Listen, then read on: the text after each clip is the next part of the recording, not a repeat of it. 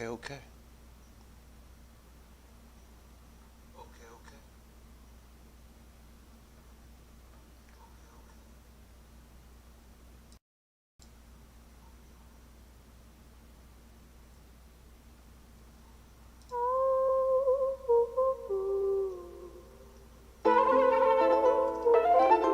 G-string on the beat.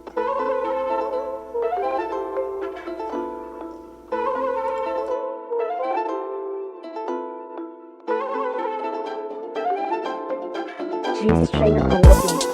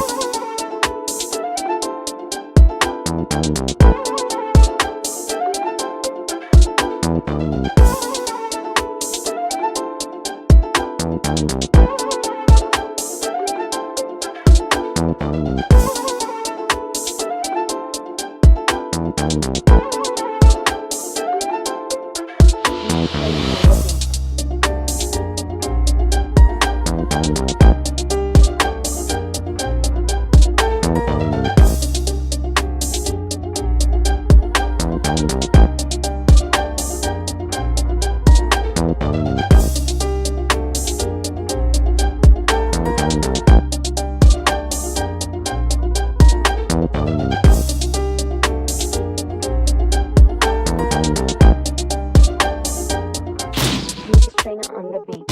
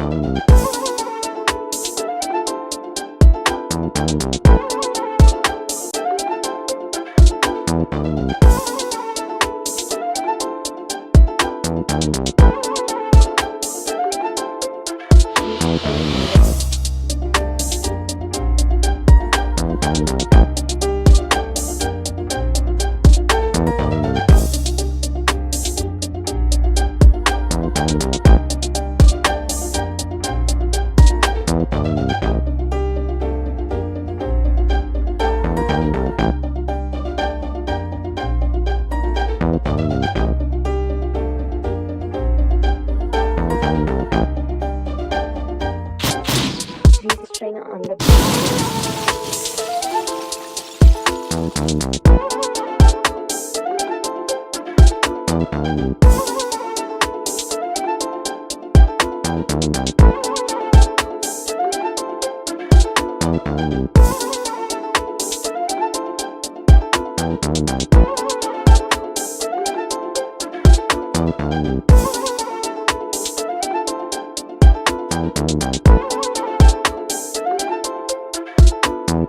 G-string on the beat.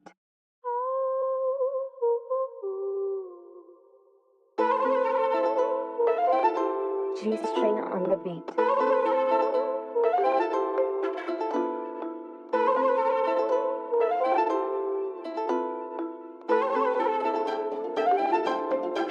G-string on the beat.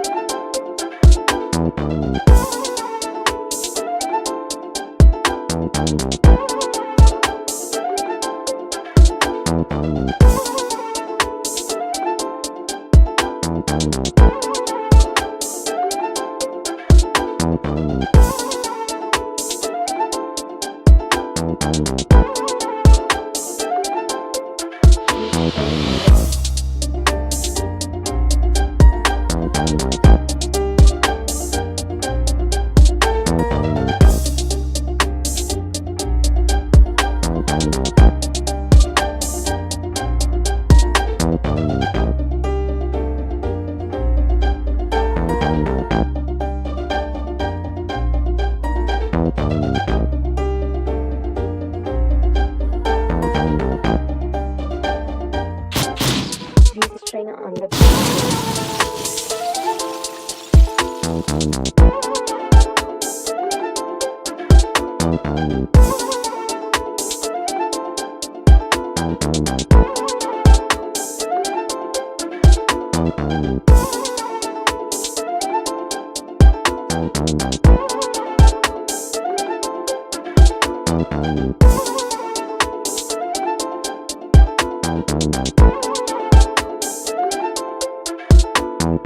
Jesus trainer on the beat.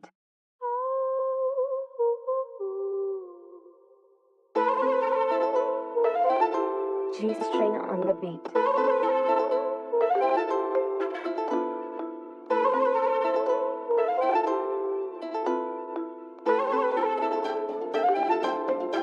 Jesus trainer on the beat.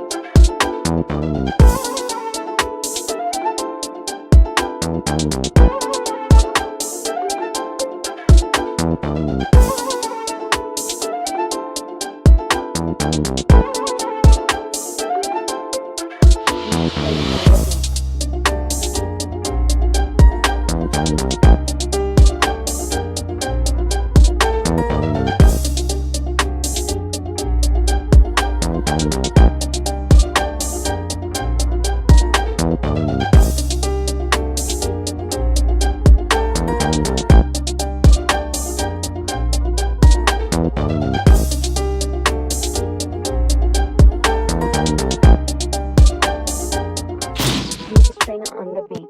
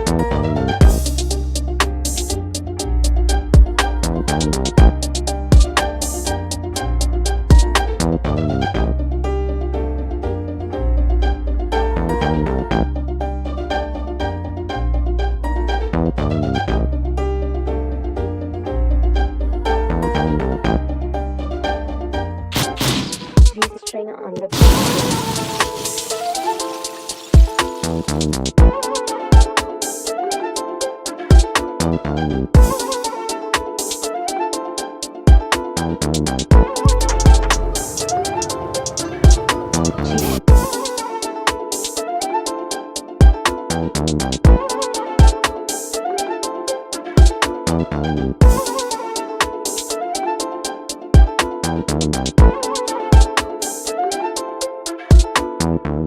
string on the beat.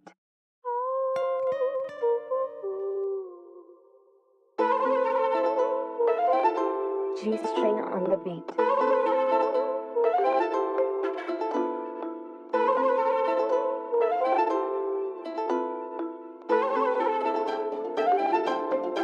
G string on the beat.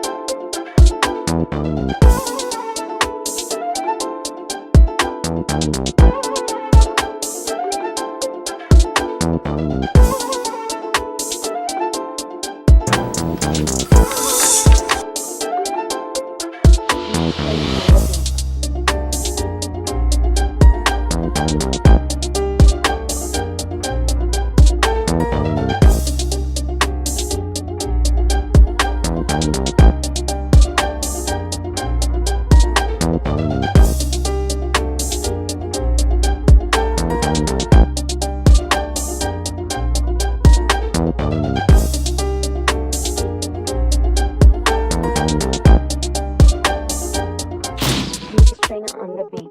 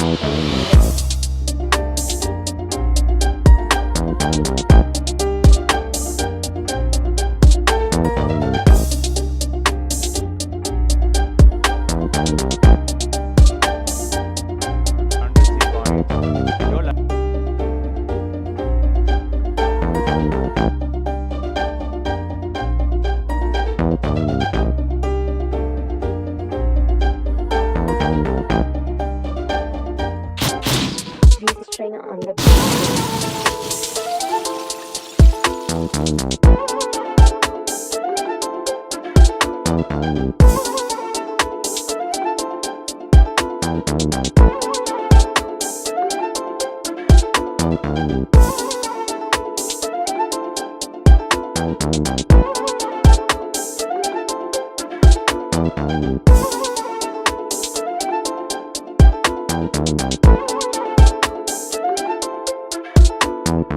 G string on the beat.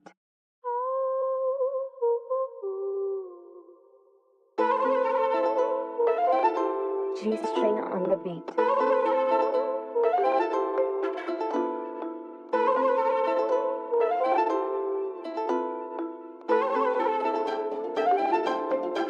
G string on the beat.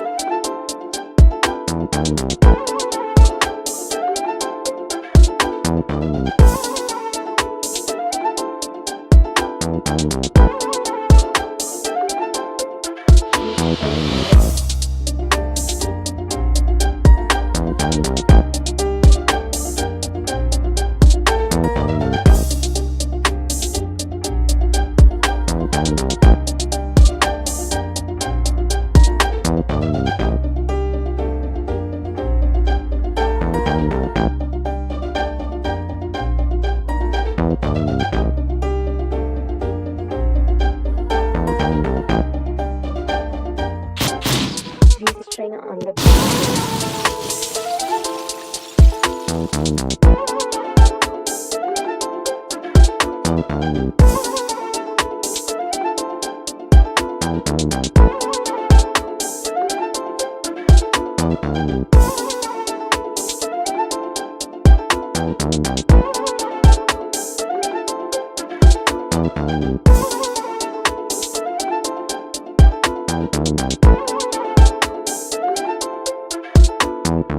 Jesus trainer on the beat.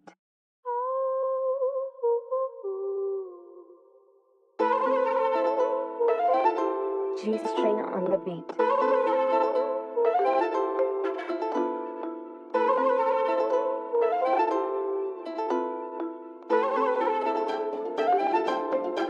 Jesus trainer on the beat.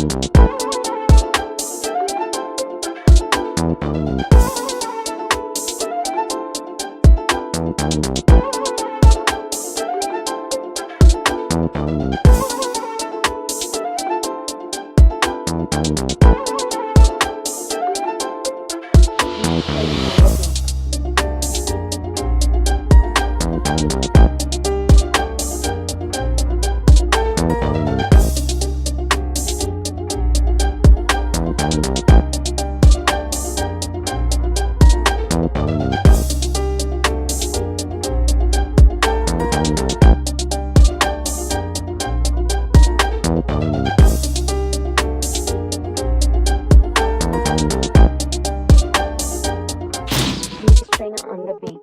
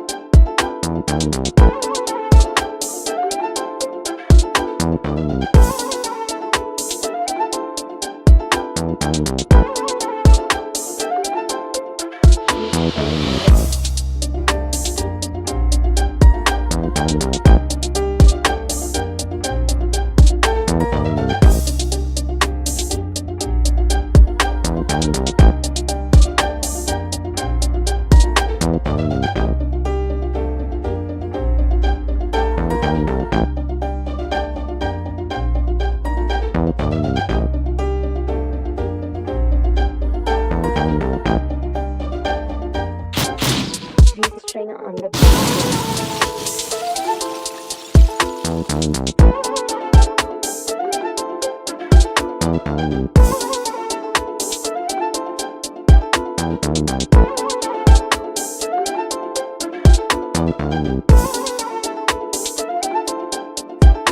G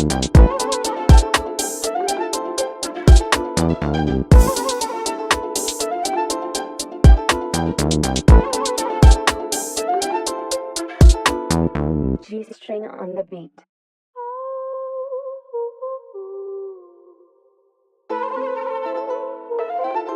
G string on the beat.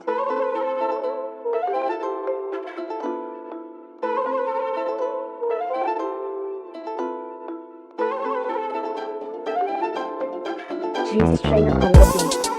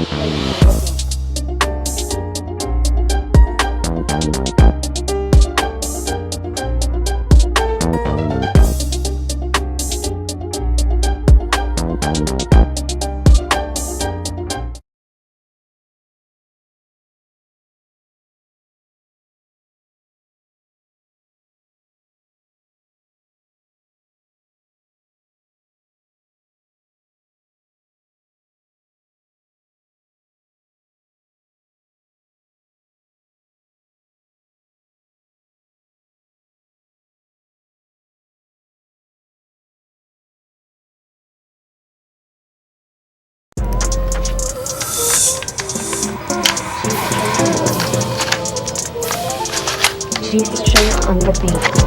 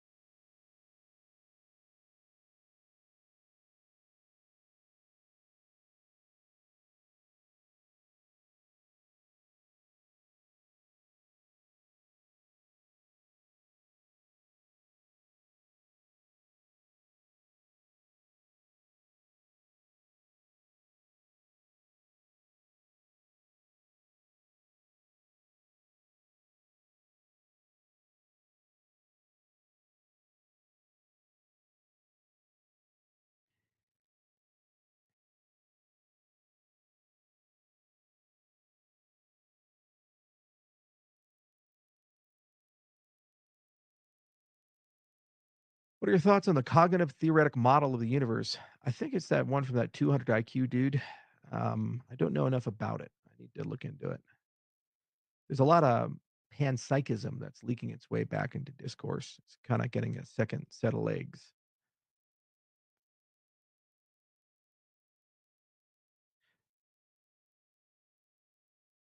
Charles, got any birds up your sleeves? Oh man, I got some. It's gonna make you guys shit your pants, but you'll find out towards the end of the month. You degen bastards, you'll love it. Was Plutus always going to be Turing complete? Can you speak to a history here? Need a citation for my Voltaire paper. It was a pleasure meeting you in Buenos Aires. So the original intent was actually for Plutus to be a DSL, and for the Cardano settlement layer to minimize expressiveness. So it's almost like a quasi fixed function ledger. This is why we did Marlow at the same time as Plutus. And the idea would be that we would have had a Turing complete sidechain, all the computations would be run on, and we could bootstrap a fast BFT protocol from the Ouroboros. You might have noticed Ouroboros BFT, for example, it was kind of the beginning of a conversation there. What we learned when we brought people in who were really, really smart about programming language theory is that we could actually do the whole banana and make Cardano maximally programmable at the base ledger. And there it wasn't really clear what accounting model would win out. So we financed two teams at the same time. One was the extended UTXO, which was led by people like Manuel Chakravarty, who did a phenomenal job, and Phil Wadler, amongst others. And then the other side of it was led by Grigory Roshu, who did Yella in the whole K ecosystem. And then Bruno Paleo designed a paper called Chimeric Ledgers. And the idea was that both sides would be put together and live in the same ecosystem, the same ledger. So you have the best of both worlds. Yella fixed a lot of the problems in the Ethereum ecosystem, and we kind of felt pretty good about interoperability between the EVM and Yella. It wasn't perfect, but transpilation would be non-problematic, and we get all the optimizations from the LLVM. We could never get Yella to work at scale because the ocean strategy was semantic space compilation. And basically, what that meant was that you could take a program from an arbitrary language, and if we had the formal semantics of another language and that language, you could auto-magically translate between them and it would work on the infrastructure. So the hope was that we could every year support dozens of new programming languages like Python and C++ and Rust, and then it all live there in the yellow side of the house. And for your asset issuance and your high assurance applications, they would live on the extended UTXO side. Because we could never get that paradigm to work, and we spent $19 million in like 3 or 4 years. It was so expensive and time consuming, although we did learn a lot and led to the first formal verification of the Ethereum semantics, the KEVM, for example, which the Ethereum ecosystem is now using. Vitalik talks about it. Somehow Cardano and IO never get mentioned in that. It led to a lot of good in the open source community, but unfortunately, we didn't really get to use that as well as we could, and it kind of makes me sad because I loved that whole part of the roadmap. But is what it is. Can't do anything about it. You just move on, and we have the extended UTXO side. Plutus is great. Plinth is great. It's really cool seeing what Aiken has done. That ecosystem's growing at an extraordinary pace, and it's becoming interoperable with things through Bitcoin OS. Excuse me, Bitcoin DeFi. It's going to be interoperable with BitVMX, which is RISC-V, which is the next big virtual machine people are pushing for. And there's a lot of ways we can bring EVM interoperability in. Maybe I can sneak that in with Quantum Husky.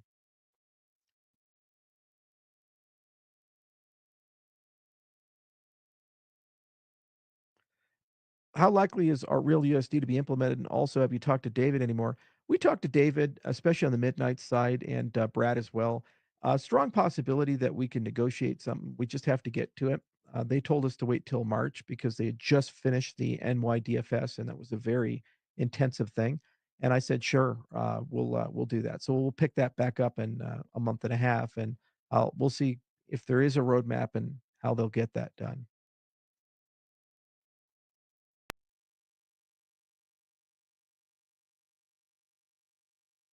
Have you looked into Lars's project Genius Yield? Lars was at the Quantum Husky Summit. So, yeah, I know very much about it.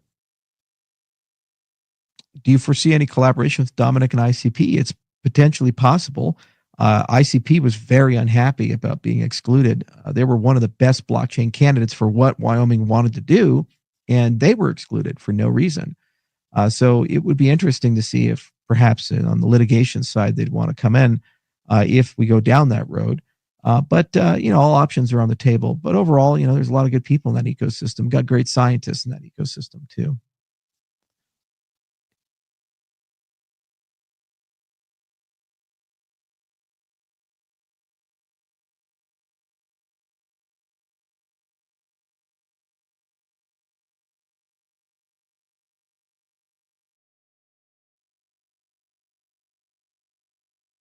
$200 IQ dude equals scammer. I've heard that, but I don't know him personally, and I don't know enough about it to comment on it. Another reason we used PGP, by the way, with the paper wallet is PGP has been around forever. Oh my Lord, it's an incredible technology and just so damn resilient.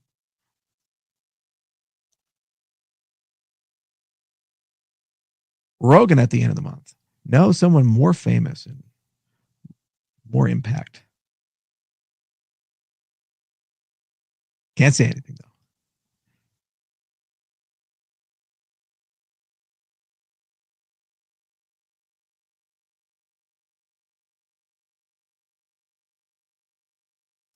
Thoughts on open sourcing PAC best practices so we can port to other states and local municipalities? One of the first things we'll push for after we're done cleaning the cancer out is the procurement systems, and I'd like to create an open procurement process so that the state doesn't get screwed.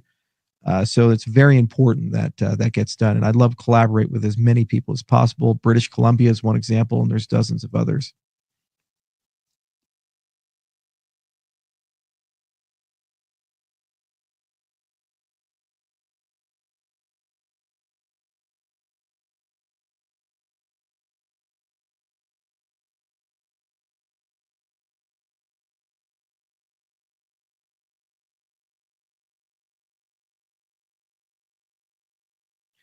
Is mathematics invented or discovered? A little bit of both. There are fundamental things that seem to come up again and again, and we discover them, and then they inspire us to invent things.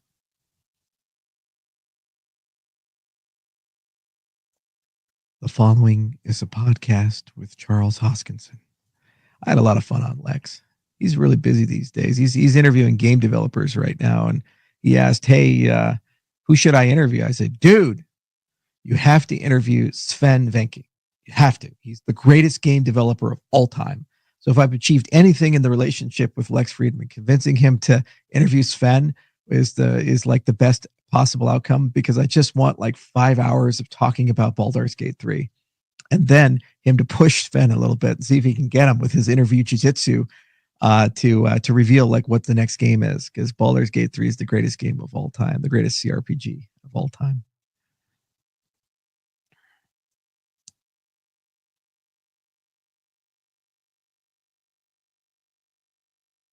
Charles, we need channel memberships. Well, this is another reason I love DIDs. If we integrate those things in, then you can have tiers of people, and very easy for people to click a button and subscribe and all that type of stuff. And everything's cryptographically secure. No bots. We want to get rid of those bots. I hate bots. You guys hate bots. Screw those bots. Bots are bad. Okay, let's hear John Linden. Yeah, Linden dollars. On Charles's show. Following is a giraffe on Charles's show. Chips Blushy. Will Bitcoin ever be fully native on Cardano? Yes, sir. That's the goal. Love how you do these AMAs during market crashes. It has nothing to do with it. I tend to do them on Sundays when I have free time.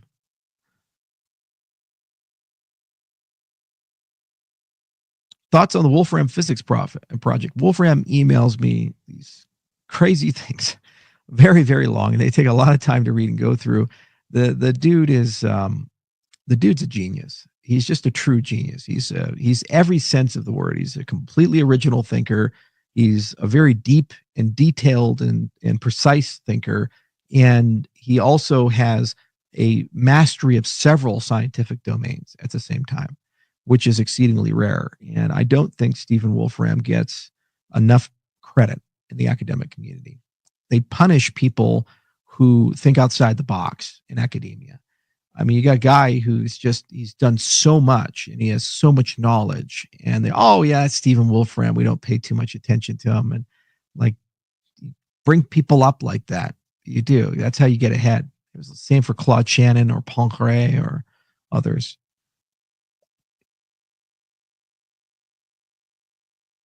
Any plans to go to Fala Fala this year? I might, or at least Cape Town if I'm in South Africa. I don't know if it's going to take me to South Africa this year.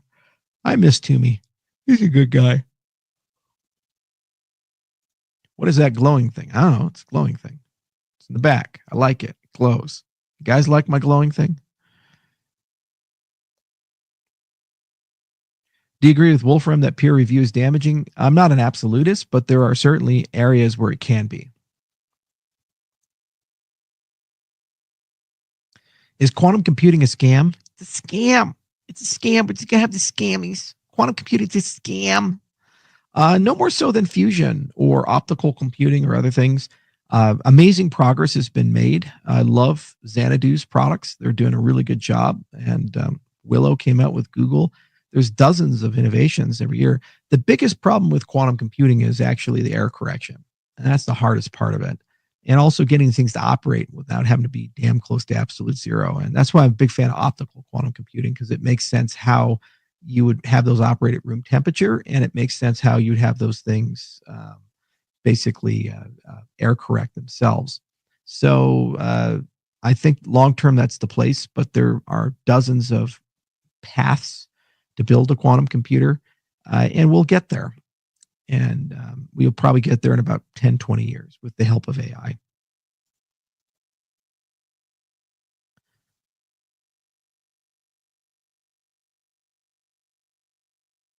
What are your views on the Washington plane crash? Should we blame the helicopter pilot? Now, this is an area I do know a little bit about because I own a Black Hawk helicopter, and it's very unusual for a Black Hawk helicopter to crash into a plane, especially one that's piloted by Army pilots. So first off, the U.S. Army pilots who fly Black Hawks are the best of the best. They're incredible. They're super smart. They're great professionals. They handle stress really well, and they're constantly put in very dangerous situations, and they have to deal with things that are very unpredictable. Second, the Black Hawk helicopter is a war machine. It's been around for 4 decades. It's an incredibly reliable platform. In fact, when you see the picture of them pulling the Black Hawk out of the Potomac, it was still roughly intact. I can't think of many helicopters that can be literally hit by a passenger jet with 70 people on it, and the Black Hawk frame can survive. So it really shows you how damn durable that thing is. So kudos to Sikorsky for building it. Now, that said, a lot of puzzling things. First off, the altitude was too high. I think they were flying around 400 feet. In that area, it's about 200. The Mike model, which that's what that was, has pretty sophisticated collision detection systems. And there's a variety of reasons they have those because the Black Hawks fly in really bad conditions, like foggy areas, smoke, under enemy fire, low visibility, mountain terrain. Look, Afghanistan and Iraq during sandstorms, or Afghanistan, the Kandahar mountain range. So it's surprising to me that those systems were not able to determine that things were happening. Obviously, there seems to be a problem with air traffic control. And the other problem was the flying with night vision goggles in that setting didn't make a lot of sense. It's nighttime. You have to use them. But there's downsides to them, because if there's too much ambient light, it lights up like a Christmas tree. So when you go full NVG, you have to be really careful with that. In some cases, your co-pilot is your spotter, and they look under them just to see and double check if there's something there. So a lot went wrong. Now, aviation accidents are notoriously slow for an investigation. And the problem with this is you're talking about an interagency concern where it's not just the FAA, but the U.S. Army. So I do believe there's going to be an extensive investigation, and it's probably going to take about 2 to 3 years for that investigation to conclude. And just reconstructing the black box, which they were able to find in the Black Hawk helicopter, will probably take about 6 months to put all that data back together. Now, some people have said that this is a DEI issue and, she wasn't qualified to fly. There's no basis in reality to make such a statement. There are plenty of female pilots who fly Black Hawk helicopters. My friend was one who's a 160th, and she was a night stalker and spent her entire career rescuing special forces operators under heavy fire. So just because it's a woman pilot doesn't mean that that was a problem. I think it's more of a situation that all aviation accidents tend to be an aggregation of a collection of factors together. Miscommunication, shift changes, equipment failures, being in the wrong place at the wrong time. And if any one of those things was just slightly different, it would be a near hit instead of a hit. And it's a tragic situation. And it just shows you how dangerous things can be. I heard, people say that the air traffic controllers were all incompetent and bad in Washington, D.C. And I find that hard to believe because the majority of them have been there for decades. And these air traffic controllers have to deal with the most complex airspace in the United States. Every time the president of the United States comes in, they shut down the airspace for him. You have a ton of private jets. You have other heads of states coming. You have a lot of military activity, and it's very urban and densely populated with multiple airports. I'm sorry to say, it's not, if you were lightweight, like tons of people would be dying all the time. These people are very good. So probably what happened was a combination of shift changes where the old shift and new shift, they didn't handle that handoff right because it's right around that time a shift change would occur, and maybe some miscommunications. And also the military operation that they were doing was not a transport mission, but rather it was a training mission replicating an unusual mission, a VIP extraction. So probably a miscoordination between the Army and the ATC, and just things just went wrong. And maybe there was an equipment failure where they got the altitude wrong and they thought it was 200, but it's actually 400. They're very reliable systems, but sometimes they fail. When I saw the videos, I did think that it may be the case that a cybersecurity issue could have occurred, a cyber attack. The reason being is right around the same time the Black Hawk helicopter, and you guys can look this up on Twitter, their F-35 fell out of the sky. And I said, holy shit. The pilot had to eject and it was just spinning and collapsed on the runway and blew up in Alaska.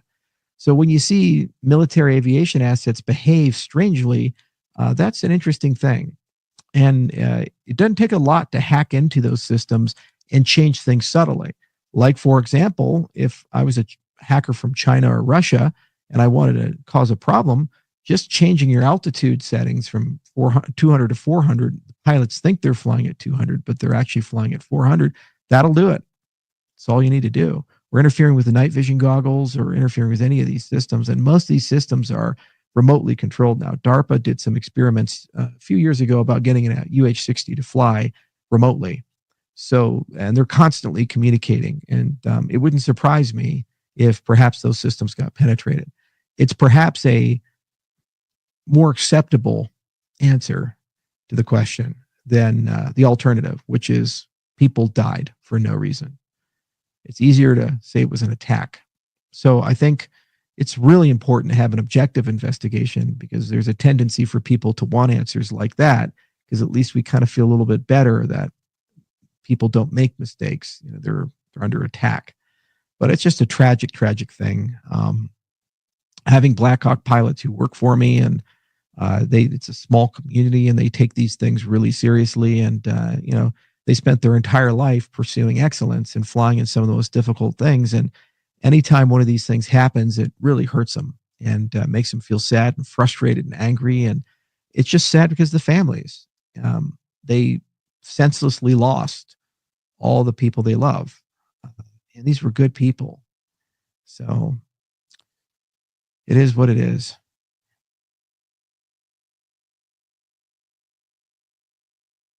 Have your views on Edward Snowden changed since Trump may have pardoned him? Do you think Trump should? No, I don't. When he left Hawaii, he stole over 1 million classified documents. Some of those documents were connected to PRISM and the surveillance state. And he released those documents to the media, like the Pentagon Papers and things with WikiLeaks and other things before it. That's fine. Fair game. The majority of the things he stole, he did not release. So If he didn't give those things to the media and he took them, why would he then flee to Hong Kong, which is run by China, and later Russia, become a Russian citizen and swear allegiance to Russia? We all know what happened there. Under the hood, he traded that knowledge, that intelligence for protection. That's why they covered him. He's a spy who defected. Happens. They're double agents. We see him from time to time. He took an oath not to do that. Now, if he wanted to be a political person and a political prisoner, what he should have done was go ahead and call a press conference and leak all this stuff. He would have been arrested, and Trump or somebody would have pardoned him at some point. And every day he was in prison, people would complain about it, and he'd be an American hero right now. We'd all honor his integrity and character. That's what Nelson Mandela did. Nelson Mandela did down in South Africa, and many other political prisoners. And that's what Martin Luther King was prepared to do as well. And he was arrested several times, fighting for what he believed in. And he didn't care if there were personal consequences and harm to himself. Martin Luther King didn't say the United States is systemically racist and flee to the Soviet Union and make propaganda videos every week about how bad America is and how evil the South is. And he'll return. I really badly want him after, to answer my question the South about heals itself. the thoughts on a But now we Cardano have an virtual expectation machine. we should do this. Like, this is fundamentally badly. different than Ross Ulbricht. Ross committed a crime where the sentencing should have been probably in the magnitude of 5 to 10 years. He served 11 years. He was given a double life sentence for running a website. It was wrong at so many levels, and he needed to be freed and let go. And it's fundamentally different than whistleblowers who find some evidence of foundational government corruption, and they very courageously reveal it, and they take the consequences of it. He wanted to have his cake and eat it too, and he wants to be a hero, and he wants to be in the news every day about how heroic he is and how smart he is and all these things he's done. And I'm sorry, you don't get to steal 1 million classified documents. You can look that up. There was a bipartisan commission that came together to assess the impact of Snowden running away. There was 1 million documents that he took from his time at NSA. And then just go to China. And when they don't bite, go to Russia. And when they bite, become a citizen, swear allegiance to the Russian government, to Vladimir Putin. You have to do that to be a Russian citizen. And, you know, if you think he's a credible guy, then media, go look Edward Snowden in the face and ask him to criticize Vladimir Putin. See what he does. And ask him what happened to Navalny and these other things, if that's okay. And if Putin is a dictator, and if he harms his people, or if he's not good for his people. And see how welcoming Russia will be if he responds in the way he should.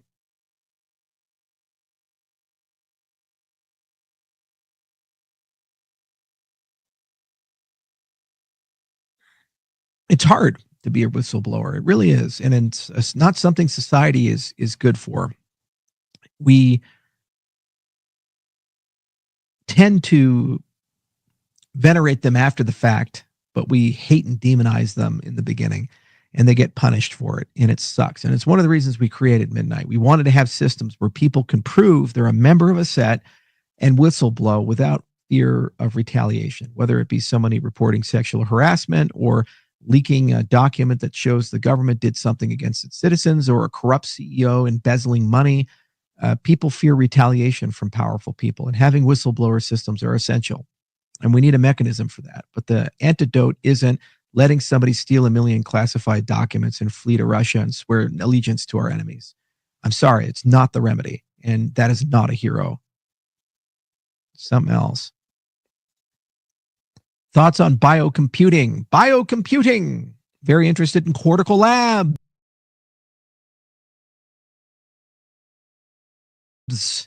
The racks. Dish and all the brain computing caused by the rock music and the brain damage. It's pretty cool, actually. Cortical Labs is doing great work. There are others as well. We're going to buy some. We're going to grow some at my lab up in Gillette. And we're going to try to get those things talk to computers. And if we can, then I'm going to try to teach it how to play a video game. And that will become a character in Quantum Husky, if we choose to do Quantum Husky.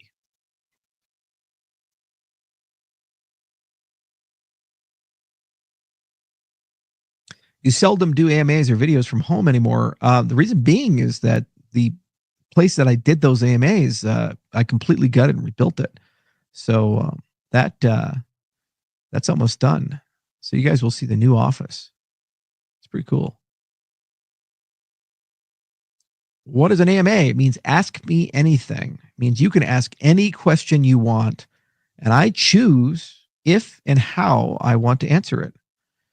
Do you think RFK will litigate Big Pharma? Oh, hell yeah.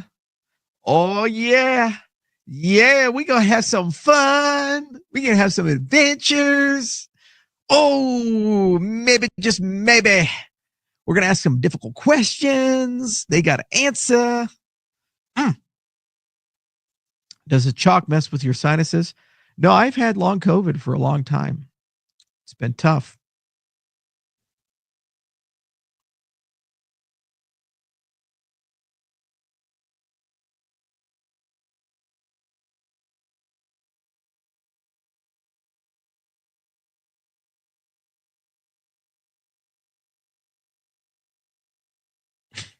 Kamala at the end of the month. I can confirm beyond a reason of a doubt that I am not meeting with Kamala Harris at the end of the month. I will not be unburdened by what has been.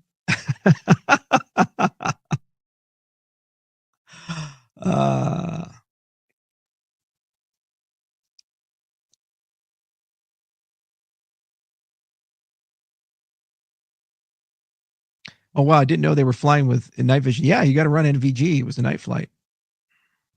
Well, we tend not to fly at night for that reason. You know, it's a pain dealing with all that stuff. We are getting NVG kits. And mostly I'm getting them because we use the Black Hawk for night ops for disaster recovery. But just don't roll those dice. Wyoming is a little easier because there's just so low light pollution. But man, when you're at an airport and there's so much going around, it's not a good situation. Which is why you rely a lot on your sensors and your collision detection system. Well, Shane, we're just going to go ahead and ban you and delete your comments there. You got Charles derangement syndrome. You got to go.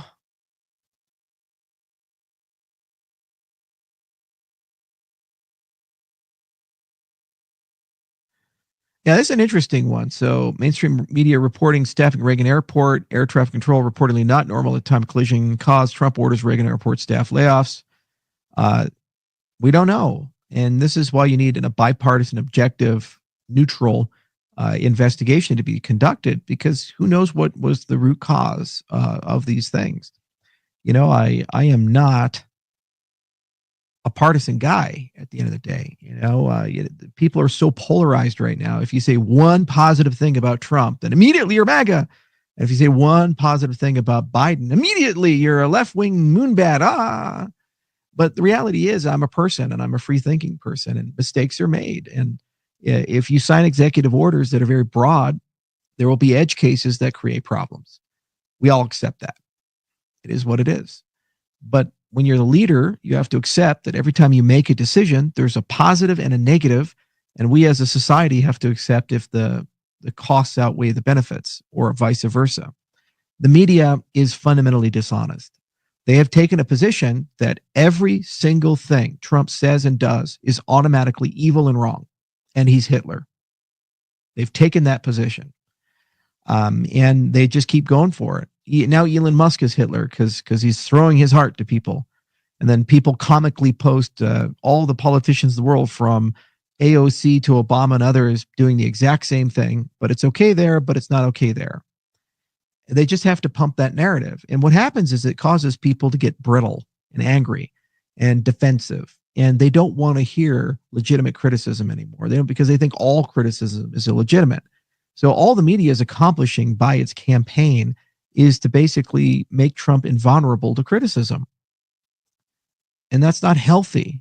You can't have a leader who can't be criticized, or that people don't buy the criticism, even when they do right or wrong things. You just can't.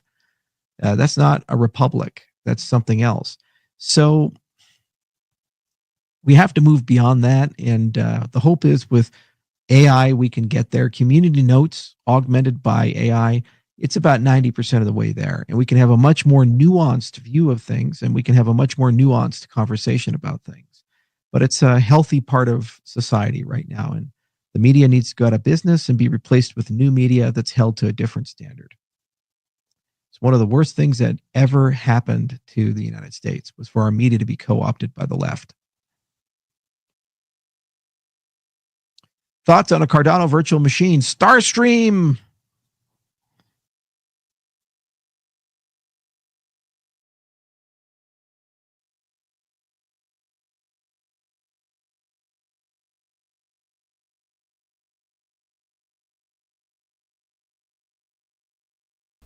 I got it. I finally got my question and he answered it. Kind of. Starstream, I guess. What are your views on tariffs? So the Libertarian Party certainly hates them. It depends on market dynamics. Tariffs are a tool that all nations use to regulate commerce when they feel that commerce in some ways is asymmetrical and unfair to the development of their markets. So here's an example. Let's say you got two steel mills, one in America, and let's say one in India. And let's say the one in America, they have to compete fairly. They have union workers, they have expensive electricity, they have expensive energy, so fuel costs to move stuff into the steel mill, and expensive shipping. Let's say in India, the government says this is a strategic interest, so we're going to give those guys free or subsidized power, low cost diesel, and huge wage arbitrage because they're ununionized and they're paid 1/10 the price. All things being equal, if I'm in the construction business, which I am, if the steel is the same output, the quality is the same, why would I pay 2 to 3 times as much money for the American steel over the Indian steel? So the government has two options. One option is to make the Indian steel more expensive. The other option is to make the American steel cheaper. Now, we've done a lot of the second historically. Massive increases in efficiency, and we can do things with 100 people that some people can't do with 5,000.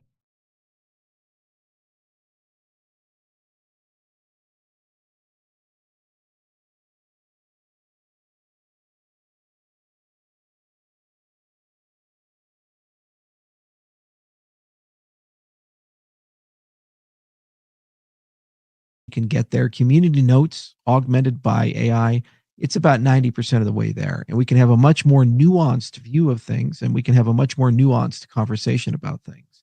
But it's a healthy part of society right now. And the media needs to go out of business and be replaced with new media that's held to a different standard. It's one of the worst things that ever happened to the United States was for our media to be co-opted by the left. Thoughts on a Cardano virtual machine? Starstream.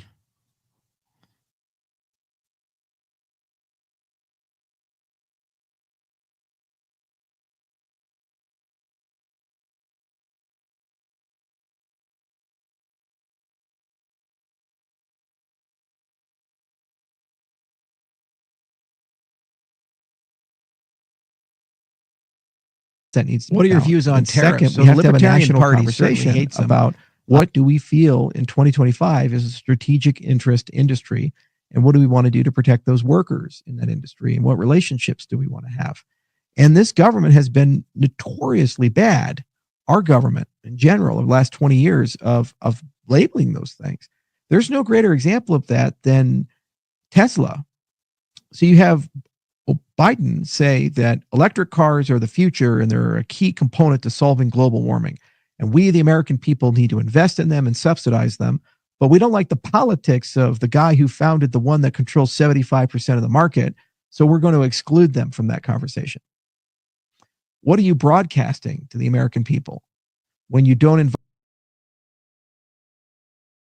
Thoughts on a Cardano virtual machine? Starstream. That's all I needed.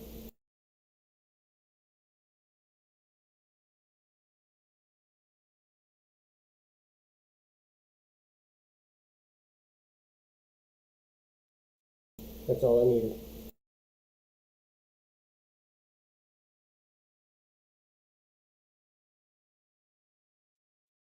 That's all I needed.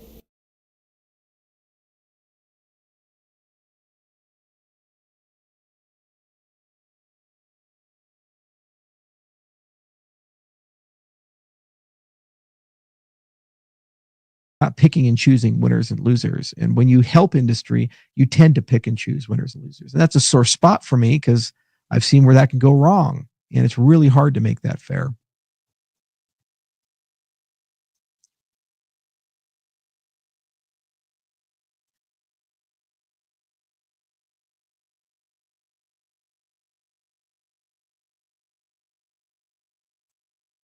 I'd probably vote for Charles, even if he trusts fascists. He himself is not one, that's clear. I'm not a fascist, guys, and I actually don't believe that the Trump administration is fascist. I really don't. I believe that they're a stronger administration and they talk very tough. But at the end of the day, I do believe that he's running the U.S. government currently like it's his personal business, Trump Incorporated. And as a businessman, what he's doing is he's negotiating and trying to improve the KPIs of his business. The first week in office, he announces he got $1.1 trillion of investments in the United States, about half from Saudi Arabia and half from the Stargate project with OpenAI and Larry and the other guys. Well, that's an amazing thing when you think about it. You say, oh, wow, it's bringing money into America. And any CEO of a business, that's the way they do that. And CEOs have their exits and their entrances. Now, we're a constitutional republic. America's not a business, but it's been run for so long, not like one, that we have invited in a culture of absolute mediocrity and no service culture in the federal government. I don't feel comfortable, and I think the vast majority of Americans don't feel comfortable with a situation of some administrative agencies having only 6% of their employees showing up for work. 6%. And they're all working remotely. Then when you audit it, it's really hard to even know if they're watching porn or whatever. And they're telling you, well, the only remedy is to not do anything about that, but raise taxes and increase the size of government. So sometimes you need somebody to come in and reevaluate the geopolitics, be a rough hand, kick the crap out of the government, cut it, and start over and reevaluate those relationships. It's not permanent. It's uncomfortable as hell. It's scary. And a lot of plates are broken along the way. You don't respond to that by saying, well, the only reason this person's doing that is because this person's an evil dictator and his sole goal is to commit genocide and murder millions of people and do all these things. Just literally, that's what they're saying. He's Hitler or Mussolini. And it's just so far out there. I've met Ivanka Trump. I've met Jared Kushner. I've met a lot of people. Don Jr. flew on our Black Hawk. And they're not these people. They really aren't. They just have an opinion about America, which some people may disagree with. Many people do. But they feel that they're Americans, and their worldview is America is being screwed. And it's kind of hard to argue that when you see the Iron Dome shooting anti-aircraft and anti-missile ammunition and rockets going up from Hamas, and the United States of America paid for both sides of that. Those rockets were laundered through Iran and Turkey and came from Ukraine. And that was American taxpayer money that was spent there. And the ammunition Iron Dome we paid for. We see that as private citizens. And we say, what the hell is going on? We see Afghanistan. And we see, after 20 years of fighting, an entire generation going to war, and those people suffering, many coming back with their limbs blown off, permanent damage, which we clean up as best we can at our clinic from the TBIs and other things. And in many cases, you can't fix it. We see that. And the outcome is we handed the country back to the Taliban. And China now owns Bagram Air Force Base. That's the outcome. And we say, gosh, who's accountable for that? Who gets fired for that? What's the remedy for this situation? And the people who aren't fascists are saying, shut the fuck up, get in the corner. If you complain about it, you're an alt-right conspiracy theorist. We're going to deplatform you. Oh, and by the way, we're going to arrest you. I'm sorry, if you're on the left, you have to take a step back from your propaganda and acknowledge the fact that it was not Donald Trump and his regime who used the Department of Justice to prosecute Hillary Clinton. It was the Biden regime who used the Department of Justice to prosecute a former U.S. president running for office again, and who won. So obviously he was a credible candidate. and get him arrested and convicted on a non-crime. 34 felonies for what? Paying off a porn star, according to them. Thoughts on It's a a Cardano misdemeanor that was upgraded to a felony. It's going to be overturned on appeal. The majority of the jury, not unanimous for the jury, voted for that. Cardano virtual machine. We're not really sure what the crime was, and it's a federal crime because it's a U.S. federal election, but the U.S. Attorney's Office passed. So we had a state prosecutor who campaigned on, I'm going to be the guy who puts Trump in jail. And then you have to ask yourself, who's the victim? Who's the victim? Extremely bullish. Who lost money? Who was harmed? We have people in New York City who are literally setting people on fire in the subway, I have been dousing them in fuel and setting them on fire as people watch. This for a very long time. And that's less of a priority than prosecuting Charles, a bit. There we go. Okay. I'm watching him live, whatever. If you like really want to watch him live, he is on YouTube and Twitter right now. But I have been suggesting for a very long time, this is just the most recent one I'm about to show because he actually replied to me via Twitter one time, or actually no, 2 times, but this is the one that probably had more impact. But anyway, so the Cardano community recently voted to fund Sundial integrating Cardano with BOS. It was the highest voted proposal with the widest support. So because Charles Hoskinson is confused, spreading his confusion about the most popular Cardano community-driven innovation, let's spread some facts and love.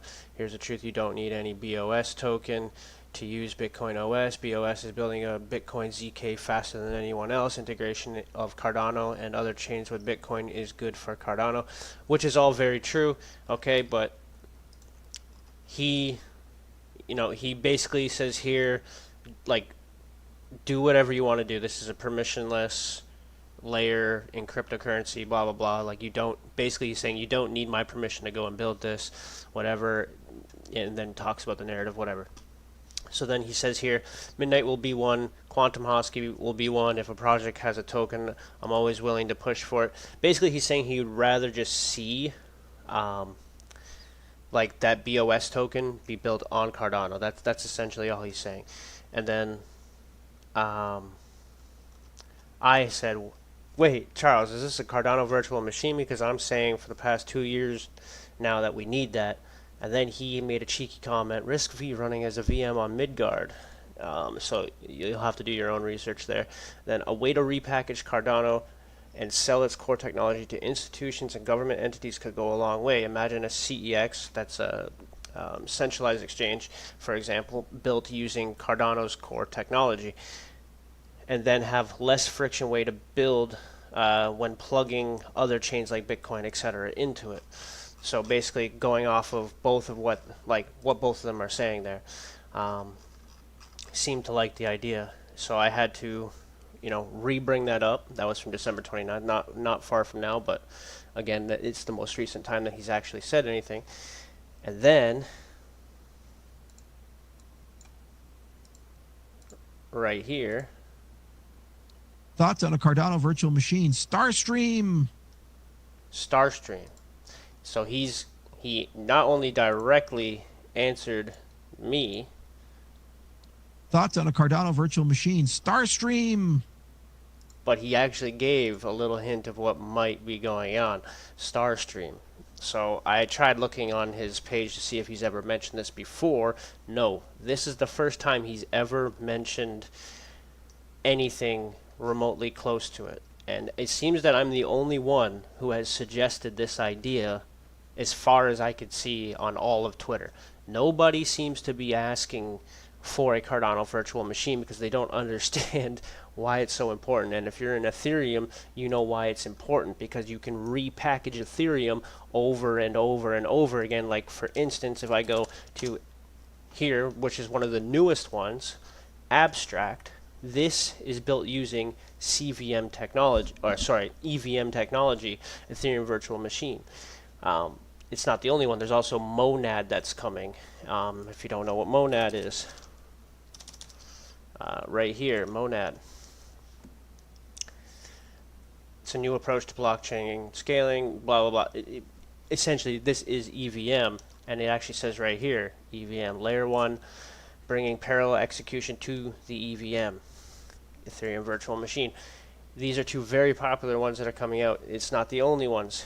I don't think Polygon is technically EVM, but it could be. Anything that's built using the Atom, Cosmos,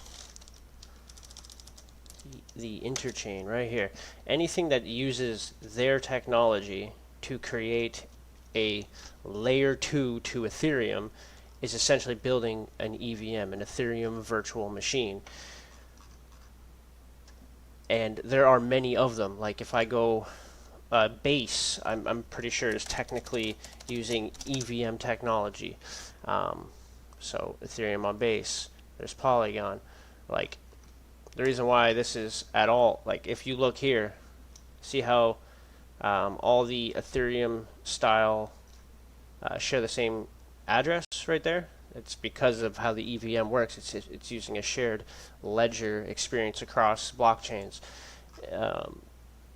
It's a very powerful tool, and it allows people to prop up centralized businesses that can become decentralized over time, and using Cardano's technology to do so would take all the stress that could possibly enter the Cardano network away from it and alleviate it from the blockchain stress of like onboarding millions of users.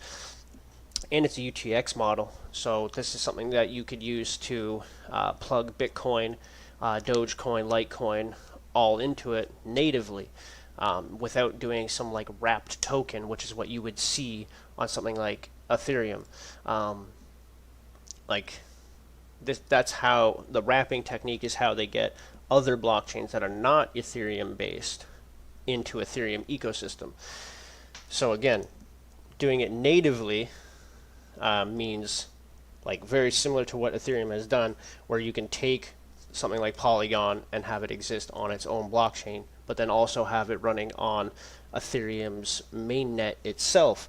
It's very similar to that idea, but doing it with the UTXO model. And now, what does that mean for Ethereum and all these other blockchains like Solana and blah, blah, blah?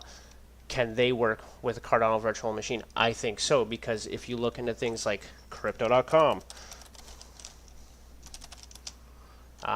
or Binance, both of these are used. Both of these are like some of the highest amount of users in the blockchain space for centralized exchanges. That being said, they're also built on the same one that I just mentioned before, Cosmos. Both of these are built on there, and so is KuCoin.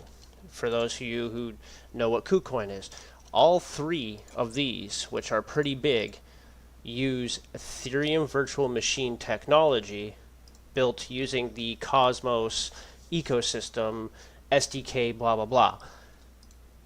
And they're like three of the largest centralized exchanges. So that being said, imagine the same effect but using Cardano's technology. That's why I'm so bullish on the idea and have been trying to say this for a very long time. So Starstream, I'm very curious what this is, what this entails, who's building it, everything about it. I am extremely bullish on this idea.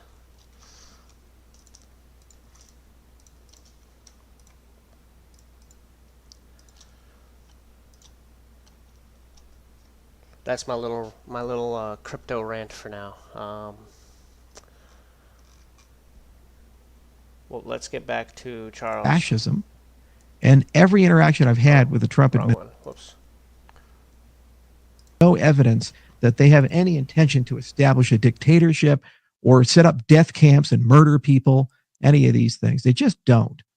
You know, and I'm getting so tired of everything being Hitler, Hitler, Hitler, Hitler, Nazi, Nazi, Nazi, Nazi, Nazi, Nazi. Just grow the fuck up. Honestly, grow the fuck up. Sometimes you lose. Dust yourself off, get up, and move on. I did. I was kicked out of Ethereum. What did I do? Just like sit at home all day and cry, wah, wah. I went and built up input output, created Ethereum, a Cardano, built a $30 billion ecosystem. I'm back. I'm here. We lost the Wyoming stablecoin. I go, wow, I'm sorry. No, I set up a fucking pack. We're going to go and talk to everybody in the state, get involved in the elections, make some changes, get things done. That's America. You win, you lose. When you lose, you dust yourself off, you get back up, and you fight for the things that you believe in. You don't let anybody tell you you're not. If you're on the left and you really believe this stuff, then go and convince people and persuade people. You don't get to use the institutions of this government to force people to believe the things you believe. You don't. You don't get to enforce your to believe the things you believe. You don't get to enforce your language on people. You don't get to enforce your worldview on people. You have to persuade people that that is the good idea. And if it is a good idea, over the long term, it will win out. That's just how it is. That's why no one cares about gay marriage anymore. It was fundamentally unfair to say that men and women could get married, but not gay couples. They love each other, let them get married. And I broke with the Republican Party so hard on that. So much criticism. You notice it's not an issue anymore. The president of the United States, who's a Republican, appointed a gay man to lead Treasury Department. One of his biggest advisors is Peter Thiel. We just don't care. We moved on because history vindicated that. It was a good idea to let people who are of the age of majority and who consent to enter into those unions. I don't have a problem with it. Vast majority of people don't. Doesn't make any sense otherwise. And that was accomplished through persuasion and through fighting. That's how it gets done. So if you believe in these things, fight for them and persuade people. But don't ever weaponize the U.S. government to punish people who don't believe in the things and form shame mobs and all these other things and try to get people fired from their jobs and deplatformed. All you do is you create an equal and opposite reaction that hits you like a fucking truck, a tsunami, and crushes your ass. And then you just lay on the ground and say, oh, it's just not fair. These guys are all Nazis. And they're all, everybody's a Nazi now. Every single person's a Nazi now. Everybody's, even Israel, they're Nazis now, according to you guys. Every person you disagree with is literally Hitler. So what the hell does it mean then? If everybody's racist and everybody's sexist and everybody's homophobic, what the hell does it mean? Honestly, what does that label mean? If 99% of people have a disease, I got news for you. The disease is normal.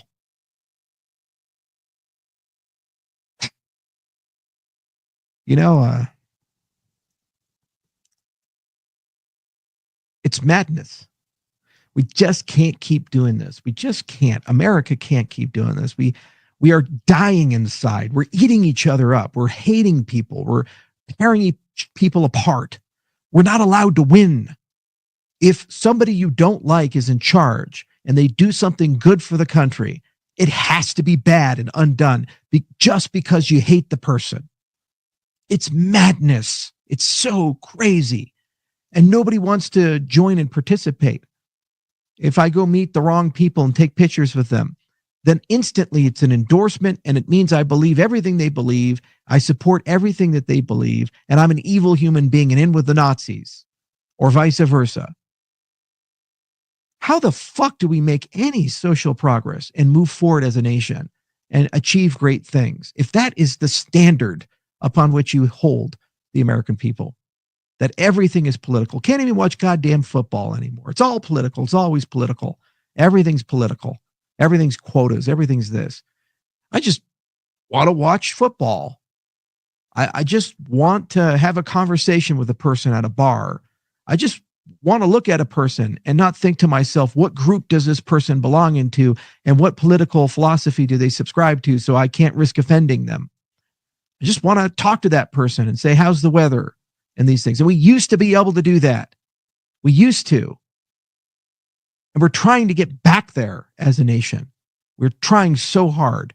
But apparently everybody who's trying to do that is an evil, fascist, racist, Hitler-loving monster that we have to burn to the ground. because we have to be back to that America where everybody's afraid. When I see things from McKinsey saying 70+% of workers in Fortune 500 companies hold beliefs that they're afraid to share with their coworkers for fear of retaliation. You're afraid to go to your job and tell people what you actually think. 70+% across the Fortune 500. You know what we call that? We call that the KGB in Russia. We call that the secret police, the Stasi in East Germany, where you think something, but you politically you know enough to know that you can't reveal the truth. The most dangerous thing in the world is to tell people what actually happened. And we were literally moving towards that.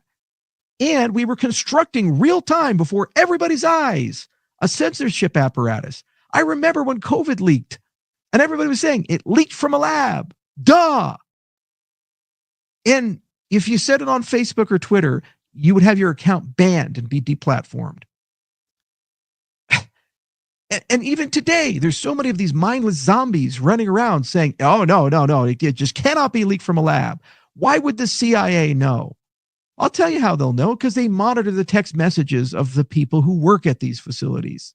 They do it for any critical interest infrastructure, nuclear or bioweapons, whatever. That was a bioweapons facility.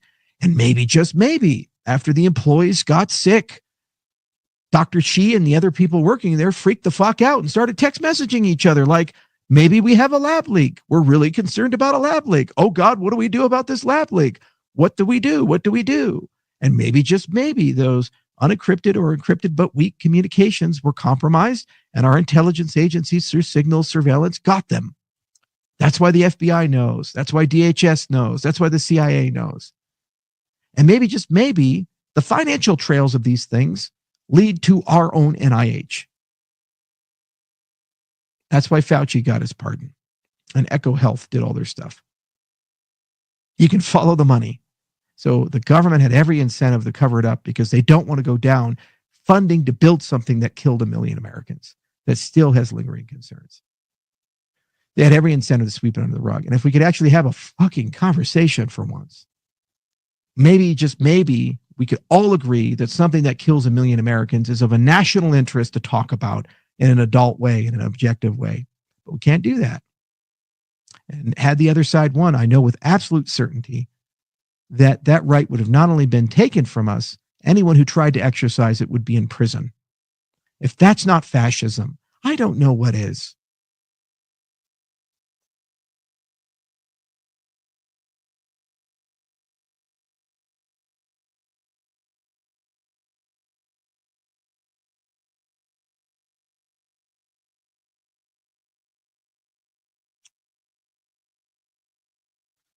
But it's over.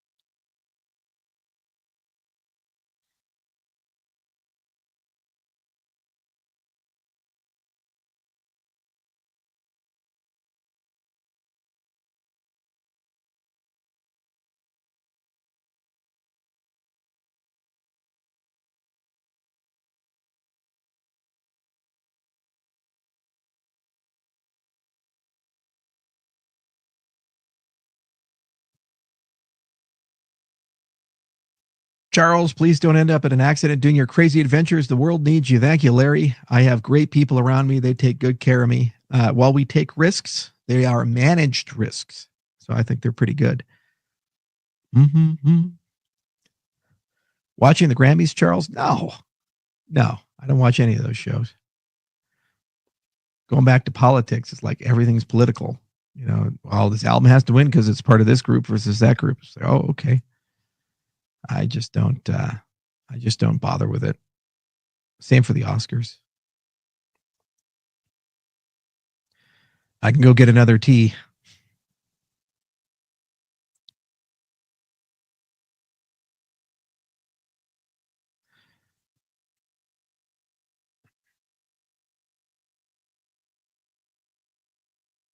Yeah, you see, this question comes up a lot too, and it shows the extremism inside these movements. So, the vast majority of the American people, I don't think have a significant or serious issue with adult trans people. I don't. I've hired them, I work with them. I have no issue at all with that. But there's a conflation of an adult making a decision to dress a certain way, act a certain way, go on certain medications, go through medical procedures to get to an identity that they like, which I think they have a constitutional right for, and we should embrace that. And telling a 10-year-old child that they need to go on puberty blockers and go through gender reassignment surgery. And in some cases, in the state of California, for example, the schools aren't even legally allowed to tell the parents that the children express these things. Children cannot consent. They cannot consent. They can't consent to sex. They can't consent to tattoos, to alcohol use, to tobacco. And when it went from one side to the other side, and both of them seem to be the same monolith, meaning you have to agree with both things or none, that's the line that most Americans drew. And they said, we just can't cross this line anymore. And it led to some really catastrophic debates and arguments. And at the end of the day, it meant that we forget that people are people. If you have a body dysmorphia, it doesn't matter what that dysmorphia is, whether it's gender dysphoria or if it's anorexia. It's a terrible situation because your perception of who you are as a person is different from the biological reality. And that delta causes you pain, a mental distress. So much so, in many cases, people take their own lives or they do things to harm themselves. And it's among the hardest of things to treat as a doctor. You know, you can use cognitive behavioral therapy and acceptance and commitment therapy and various substances. And sometimes they work and sometimes they don't work. But this particular community has one of the highest suicide rates. So when you do a medical procedure as a medical professional, you have to measure outcomes. And you have to say, for the things that we're intervening with, what are the outcomes? Another big problem is that it seems like the science has been tremendously politicized. There was a study where the authors of the study refused to publish it because it disagreed with their politics, saying that the interventions that they're using don't seem to be effective and have a positive outcome. And positive outcome doesn't mean that every single person, you can find a person in the asset where they've had a good thing. Positive outcome means that the risks outweigh the benefits. Putting people on hormones their bodies were not designed for and doing complex surgeries on people, they typically have long-term problems. This is why you may have noticed a few decades ago, people started getting really concerned about hormone replacement therapy with women and much more careful about that for menopause treatment. And it's why bodybuilders who take a lot of testosterone and human growth hormone and steroids and other things, they tend to have really bad outcomes and die. So when you put somebody for their entire life on hormones that their bodies really aren't designed for, the consequences are a much higher mortality rate. So that is your risk factor associated with that treatment. So then you have to ask yourself, what outcome would be acceptable and what alternative treatments are available? So typically that's a conversation with a medical doctor and a family. And they come together and they figure out what to do. And for every other disease condition in the United States, we seem to be totally comfortable with that conversation happening at that level. So if you have heart disease or cancer, and by the way, cancer in particular is a great example because you get to these points where fighting the cancer may actually be worse off than just succumbing to it. So you have a metastatic stage 4 cancer. Many of you listening know somebody or have either personally experienced in your own family that horror. I've seen it many times. And you say, well, look, we can give you the chemo, we can give you the surgeries, we can do all these things. Maybe you get an extra month or two, but you're not going to live. The cancer is going to kill you. And if we do these interventions, your quality of life for the last part of your life is going to be pretty terrible. So maybe we just go into palliative care and we just kind of ride this one out as far as we can take it, but we don't intervene because the consequences of intervention are pretty terrible. Every oncologist has 100 of these stories. Back surgeries are another great example. A lot of people listening have back pain, back problems, and they say, well, we can operate on your back. It's not intrinsically clear if a back surgery is actually going to fix your problem. In many cases, it makes it worse. So you have that debate and discussion with medical professionals, and nobody seems to have a problem with it happening there. But for this particular issue, it seems to be that the federal government has to step in and say, we're not going to do this on a case-by-case basis, but we have decided the only legitimate treatments and protocols and actions and activity. Children are highly malleable. There's at least one kid who identifies as trans at 10 years old, who by the age of 18 doesn't do that anymore and is perfectly fine. Some people, when they're growing up, want to be cops and pirates and astronauts, and they get out of it. And other people don't. That's why you look at these things on a case-by-case basis. But then to say what we're going to do is indulge and embrace it, cut the parents out, and the state of California made that decision, and then commit them to therapies which have permanent consequences decades later in their life, is one of the most unethical things that has ever been done in the medical establishment. And anybody who seems to stand up against this is labeled as anti-trans. I'm sorry, these are just different topics and issues. And it's something that a lot of people, especially medical professionals, care very deeply about. And they were just blown away by how violent the counter reaction is. In fact, people threatening to take their medical licenses away. So that's why I don't think it's a human rights thing. I think it's more a predictable counter reaction, and it went way too far in one direction. And now, unfortunately, the pendulum is swinging, and it's a gross instrument. So that nuance is lost. From my part, I have no problem with people that make these types of decisions as long as they're consenting adults. And I have no problem working with them. I have no problem, collaborating, building things. And there's no discrimination there. They're human beings, and they should be treated with empathy and sympathy. And I think we should love them just like we love each other. Okay? But we have a duty as a society to protect children. And I'm sorry, children cannot consent. Children are highly malleable. Children are easy to influence. They can be convinced of things that aren't true. And we've seen that again and again and again in policy.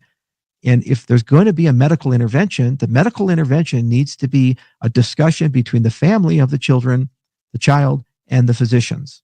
And we need to get the government the hell out of this whole thing. Absolutely the hell out of this thing. And it is a terrible thing to invest in junk science.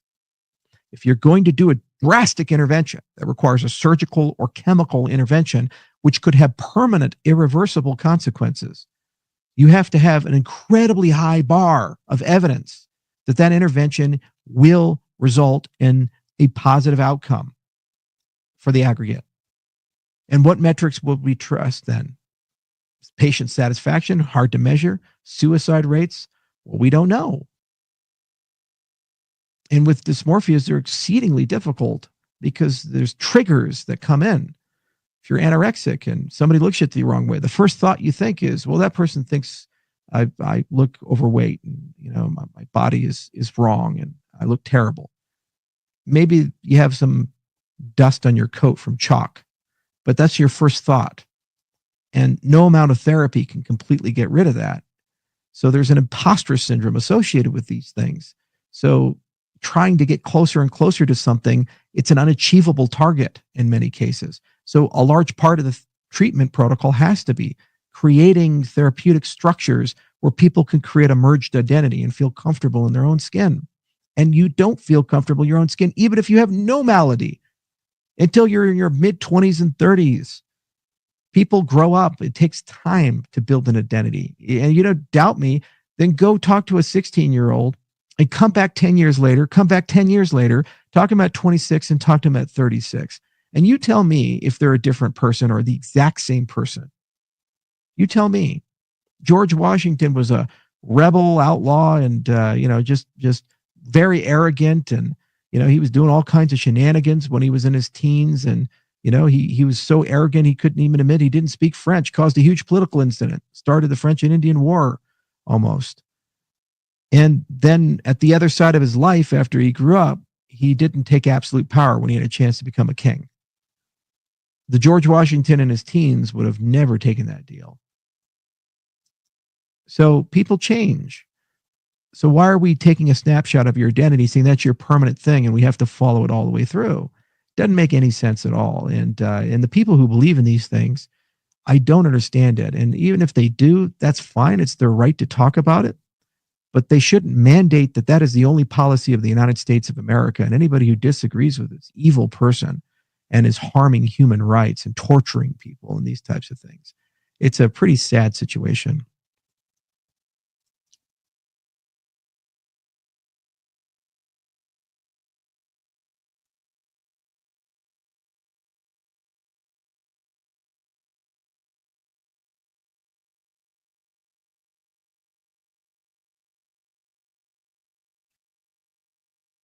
Yeah, this is a great question. Advice on love.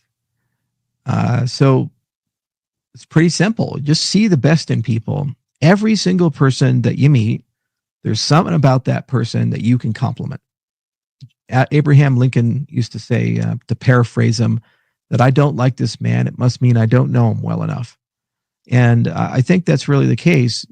You have to step aside and take the person's politics, physical appearance, their mentality and personality, and all these other things, and just take them out for a moment and just look at that person and play an exercise and say, for the next 5 minutes, I'm going to find something to like about this person, something positive to say about this person. Many of you know, for example, that I have a strong disagreements at times with Vitalik Buterin. But as an exercise, it's pretty easy for me to compliment him. He's a genius, and he has a high degree of internal integrity, and he's an inspiring leader for the people who like him. And I fully acknowledge that. And that's how you get to love, is that even in the people that you most strongly disagree with, you have grievances with, and in some cases you think they personally harmed you, you can find aspects of those people that are good and positive, and you can build from there. It doesn't mean that you concede all the things that they've done wrong and you forgive them and you let all these things go.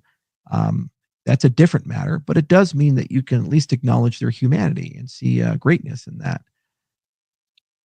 You see this a lot in sports, where people have legendary rivalries with each other, like Peyton Manning versus Tom Brady or whatever, and they have a great degree of admiration and respect, even though they're fighting against these guys and they're doing everything in their power to make that person lose. They can respect that that person they're playing against is a worthy adversary.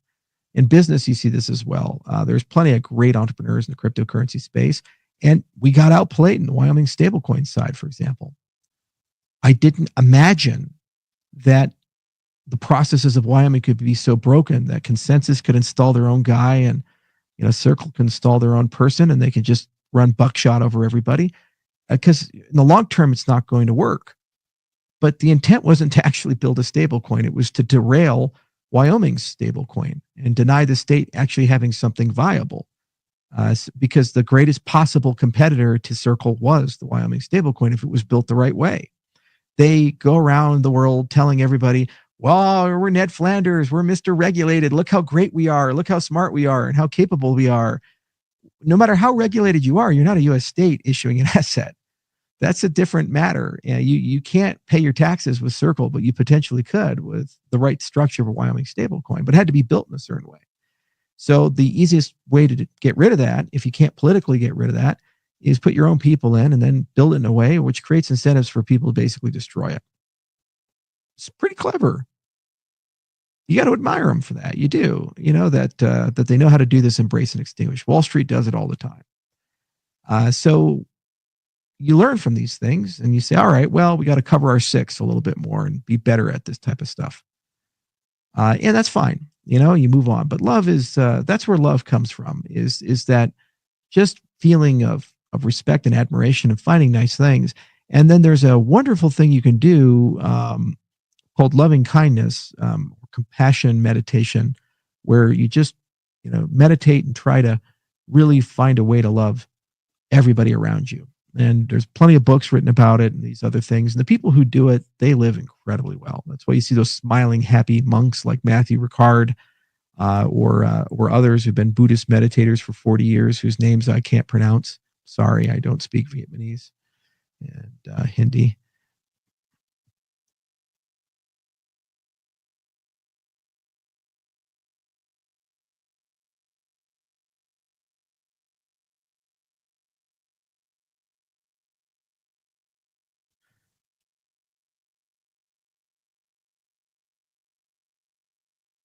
I'm into rust-free older trucks. Do you see many in Colorado? The problem is the most reliable trucks are the most likely to be the ones that are old, that are broken. We run into this with my contracting company. I think I own like 50 to 70 trucks. I don't even know how many trucks we end up having in that damn thing. You go up to Gillette, you'll see our logo on all these Fords and Chevys. I'm a Chevy man, but they all buy Fords up there because my brother and dad are Ford fans. The F-350s and 150s.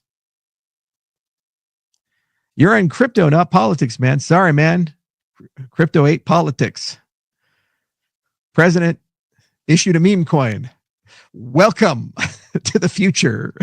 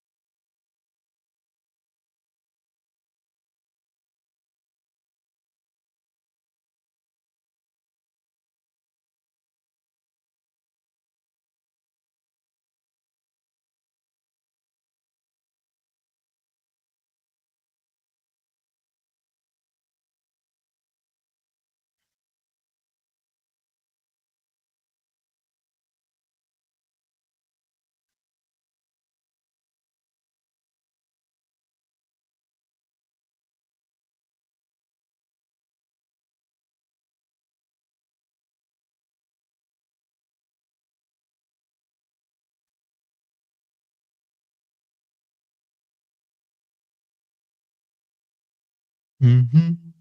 Mm-hmm. Mm-hmm. Mm-hmm. Mm-hmm.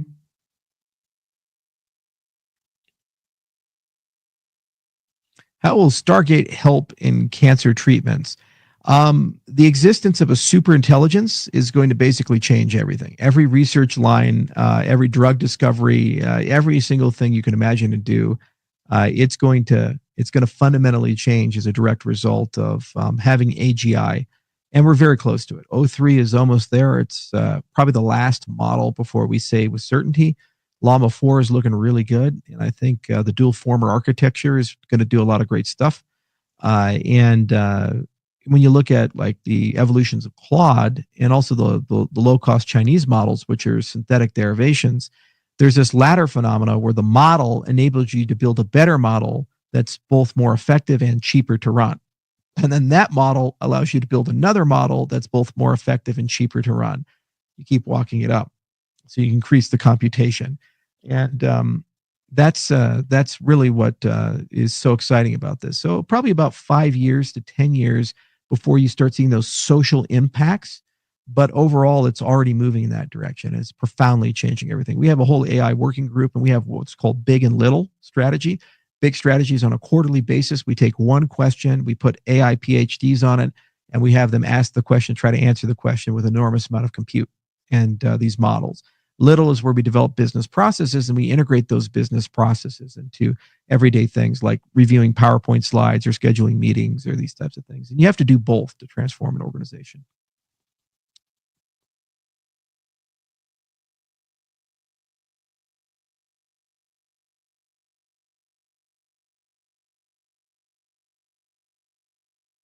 Mm-hmm, mm-hmm, mm-hmm. We're up to 52,000 listeners. How about that? That's pretty cool.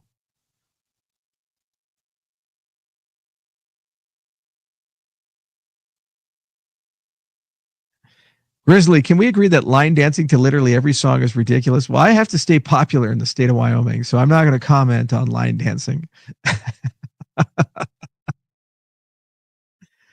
Got to stay popular. If you were a fish, what kind of fish do you think you would be? Man, that's a hard one. I mean, like sea creature, do I have to choose fish or can I be a fish? I don't know, lionfish are pretty cool. They're hard to kill. Will Nami Lace get a mobile app? Yes. We're working on it.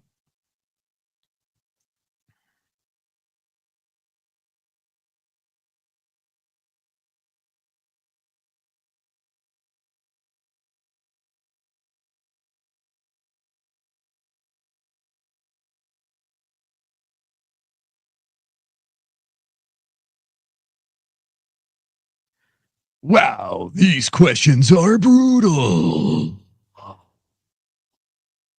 Well, Morgan, you can give me a hard question. Any question you want, I will answer it. Give me a really, really hard question. Come on, you got this. You got this, man. Okay, I'm back. Let's get playing some games, I guess.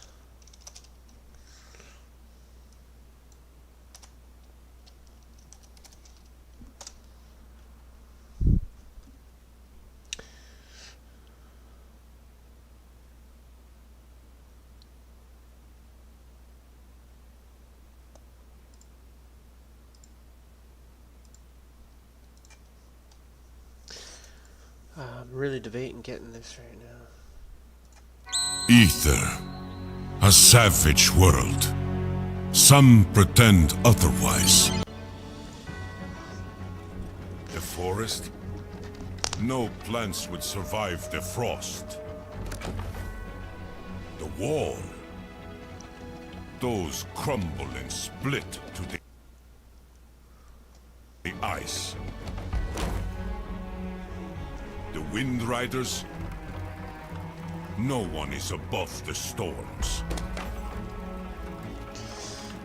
The water traders to the south?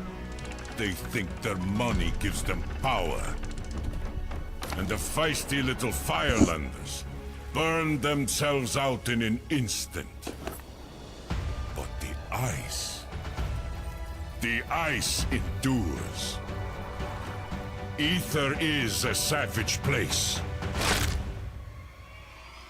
Come, try me.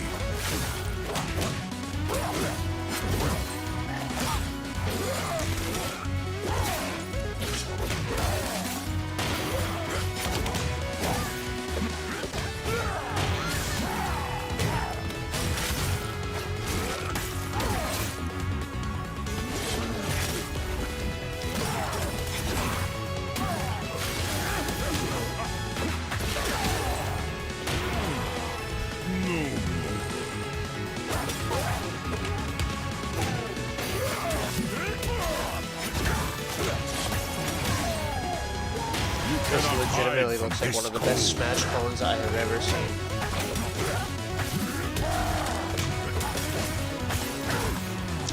And I really want it.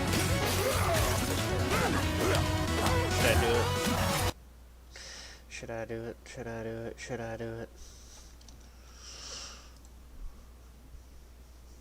I'm thinking I should.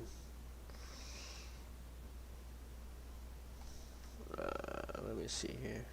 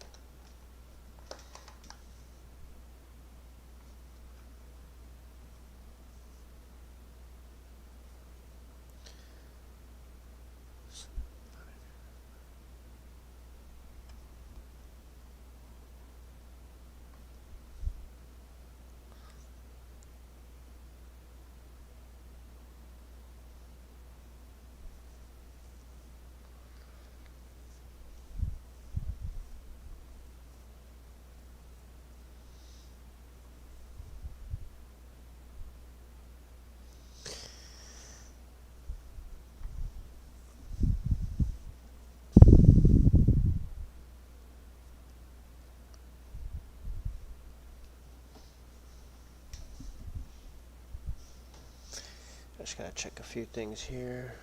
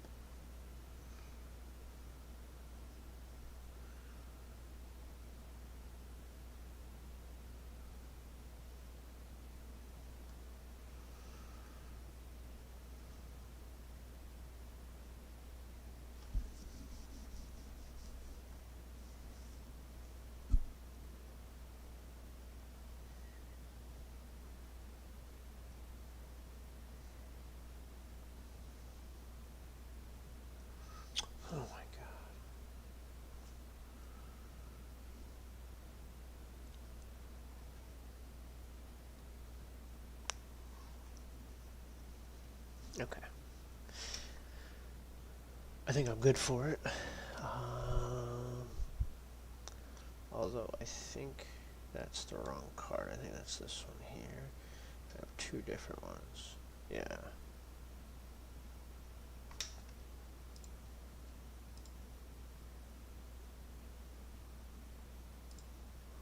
Hold up.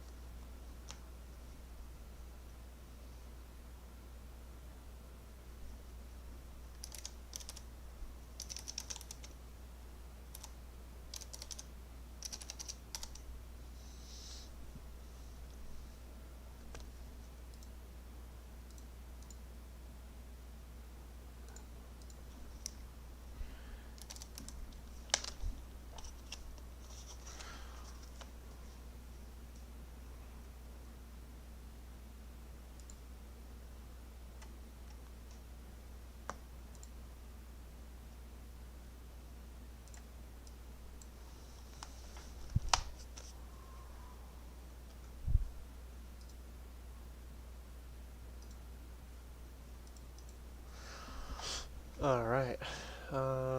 Yeah.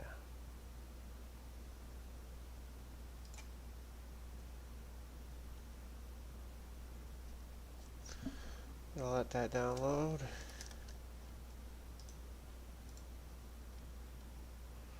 Obviously not going to take too long. I'm going to make a coffee while that downloads.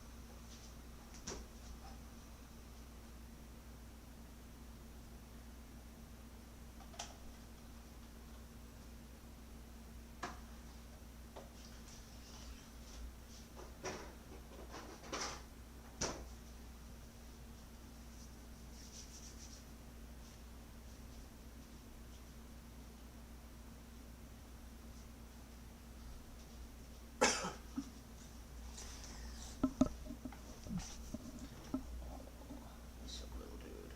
Oh, what's up, my little dude?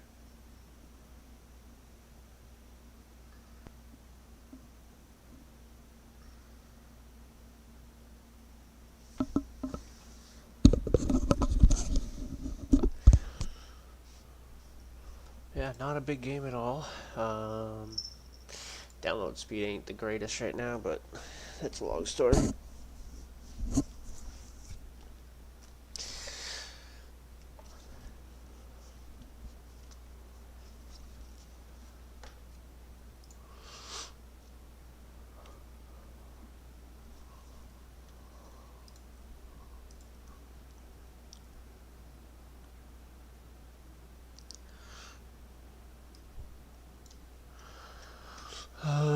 Okay, how do I turn off?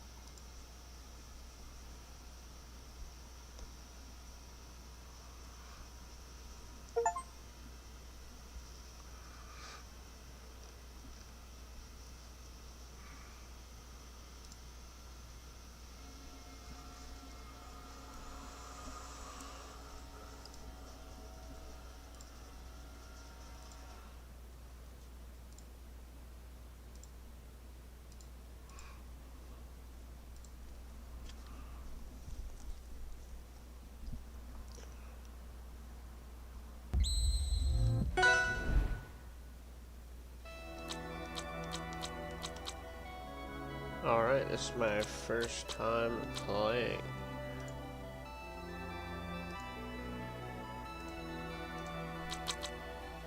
Let's just do local arcade, I guess. Well, actually, we're gonna go to Versus.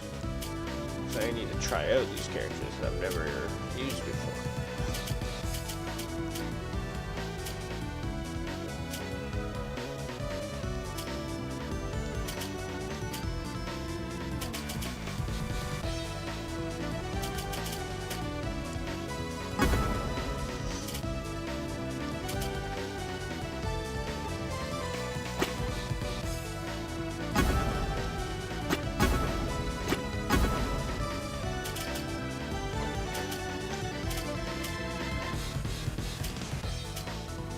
I really want to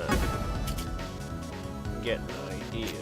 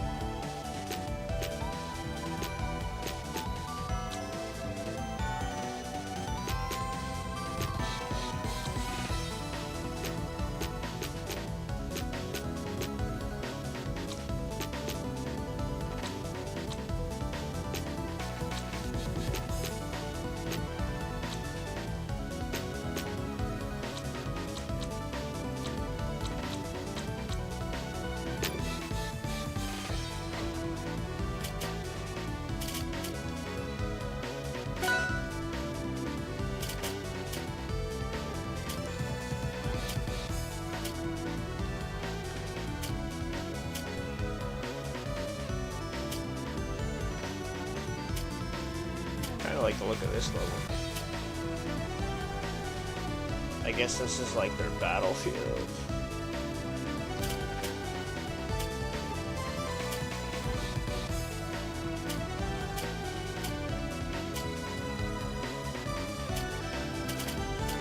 I wonder what those numbers mean there. Even this seems more like a battlefield, but I guess they don't really have a final destination type map. Kind of went more for the battlefield. Let's try this one.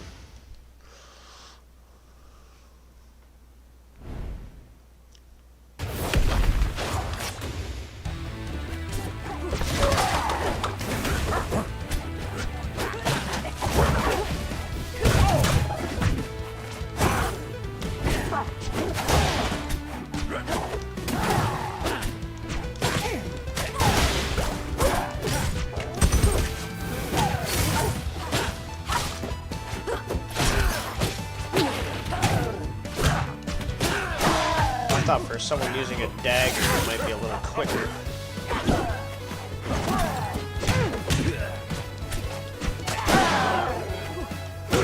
Damn.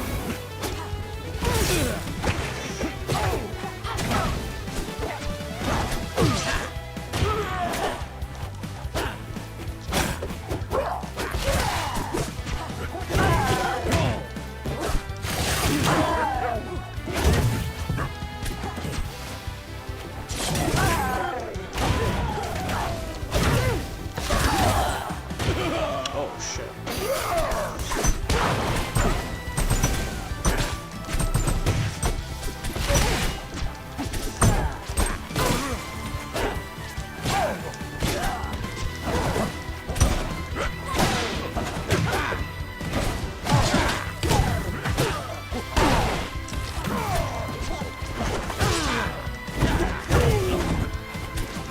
Oh, okay, that's weird. I'm not used to circle as my main attack.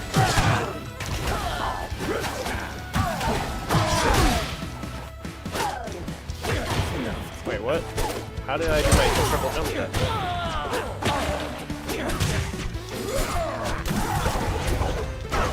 Whoa, what?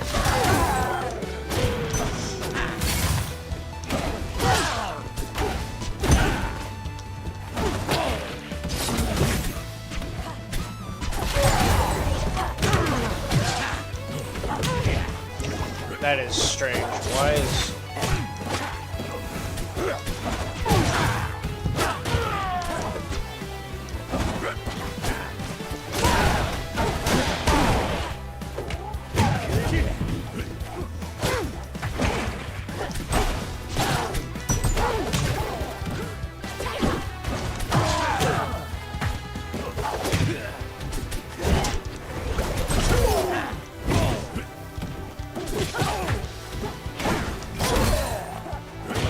Damn.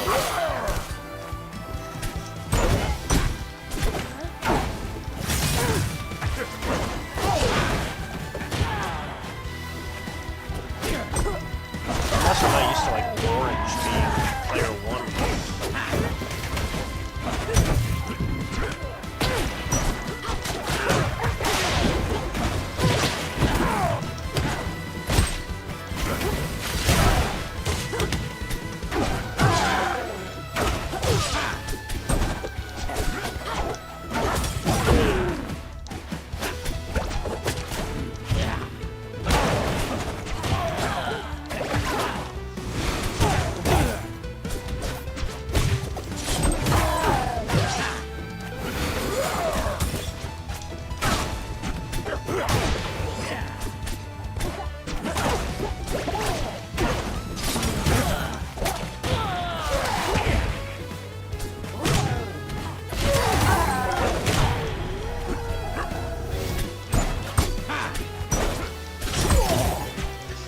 No way. Oh, man. I got murdered by the fuse. Alright. I'm still getting used to the controls. That's weird that square has... Anyway.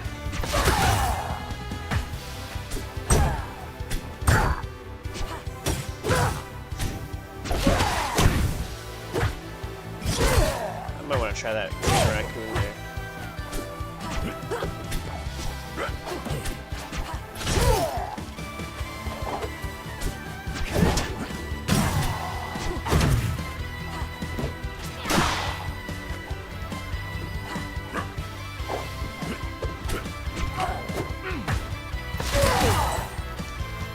Try grappling.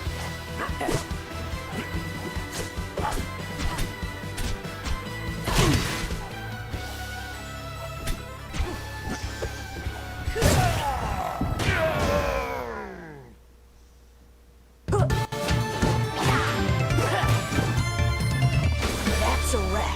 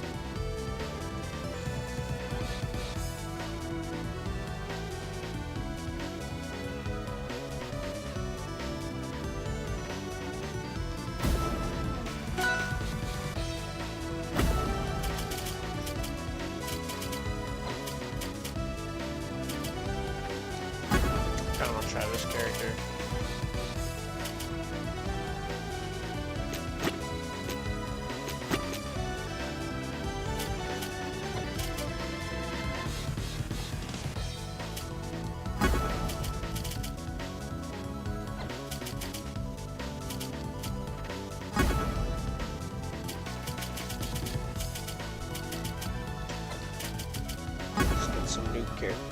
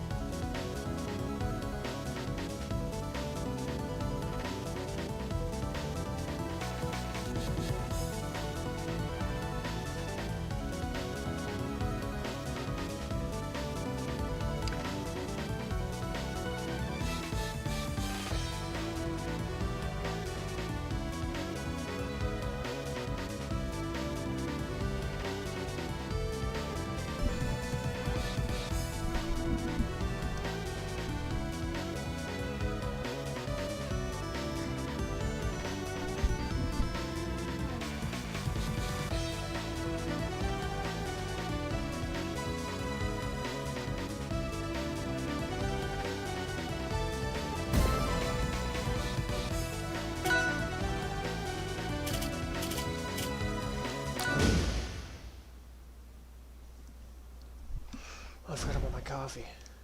Shit. One second.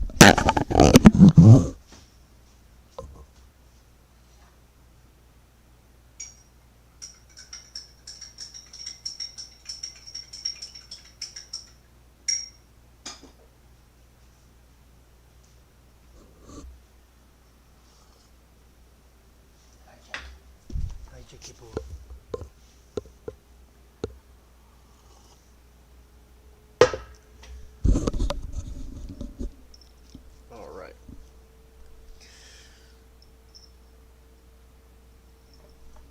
Let's get her done.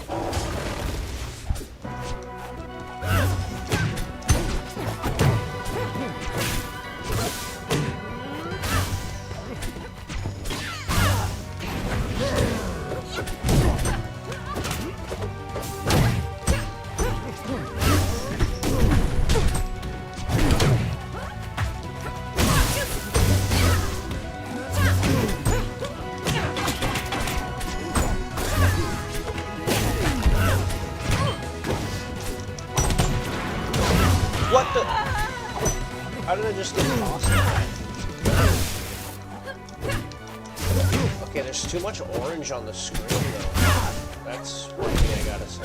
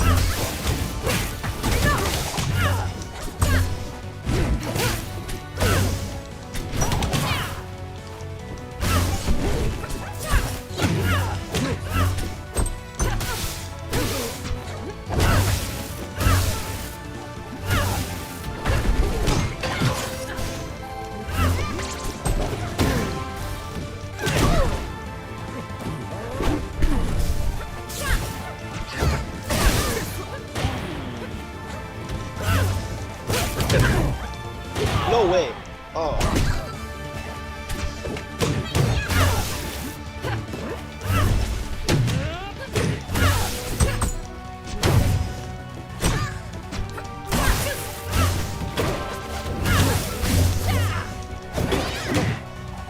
Oh controller disconnect.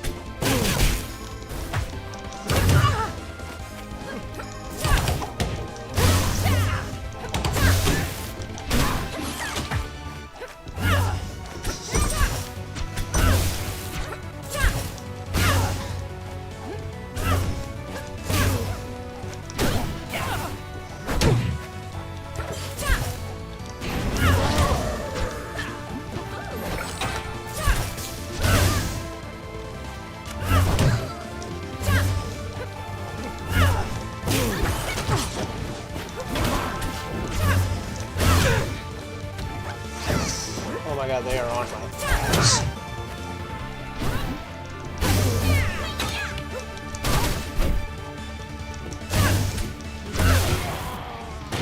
Oh my God. Ooh, my first win. Let's go.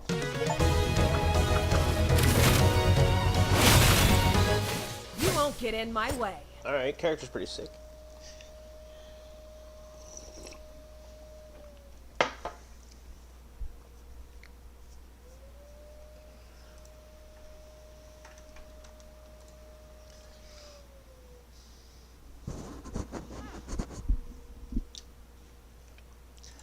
I guess I gotta, yeah, that makes sense.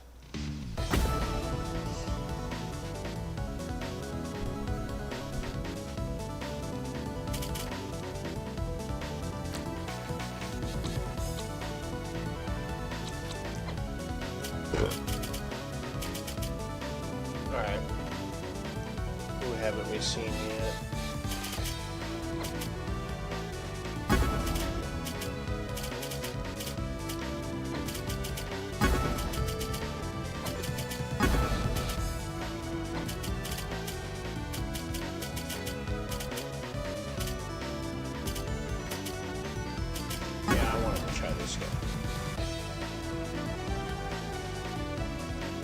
There's not like different colored variants or anything. Weird. Alright. After this round, we will have seen all the characters.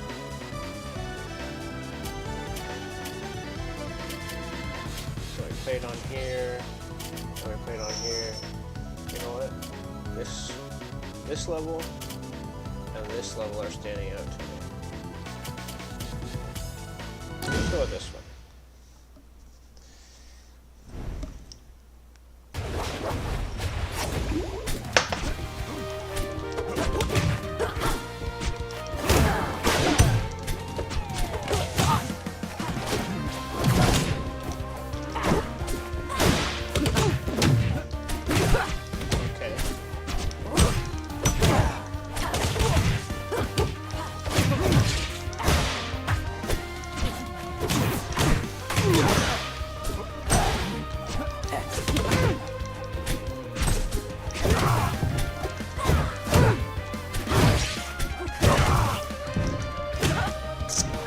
So slow. He looks like he's a quick character, but his attacks are so slow. I keep getting attacked before I can even finish the animation.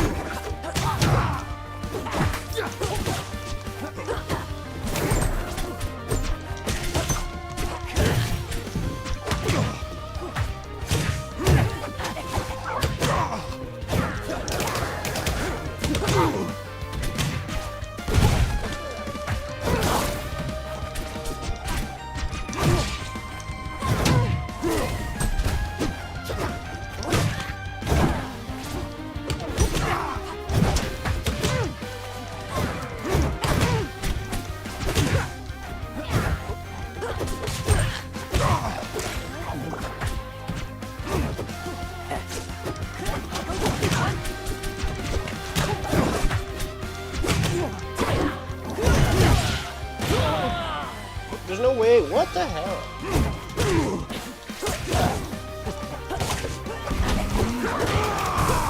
He looks like a good character, but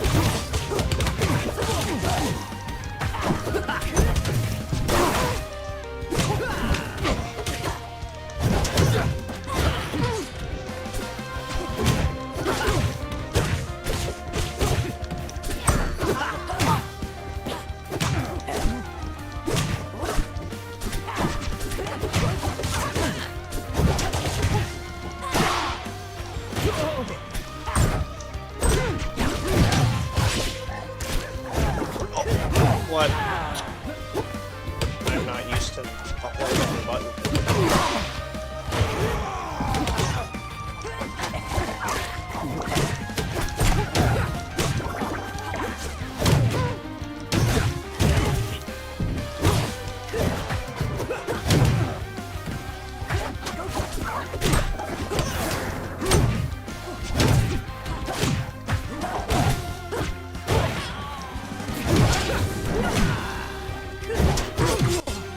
What? I was in the middle of my tether.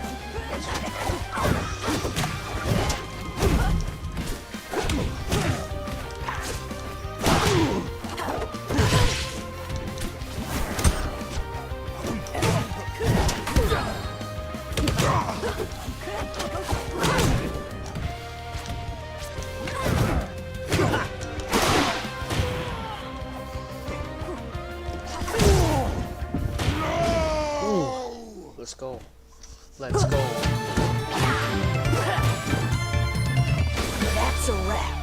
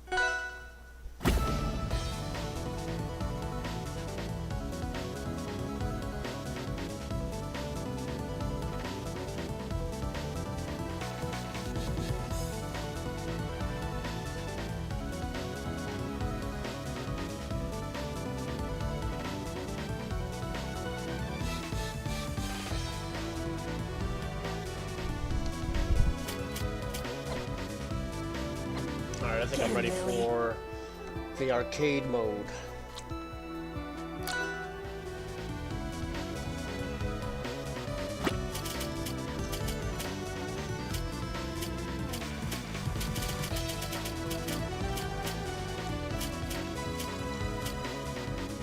I'm gonna give this guy a try.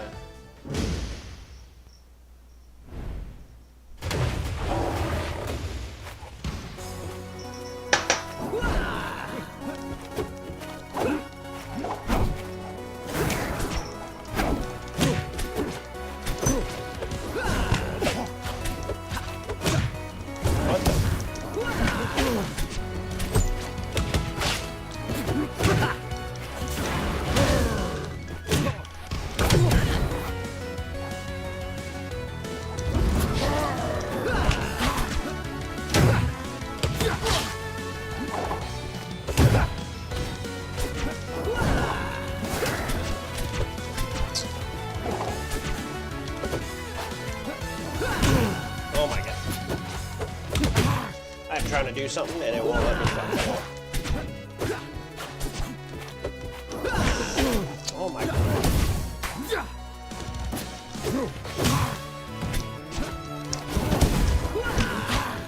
Bro.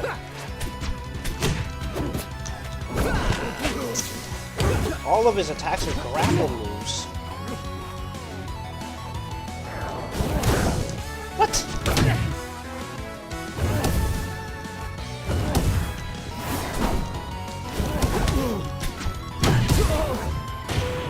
Fuck out of here.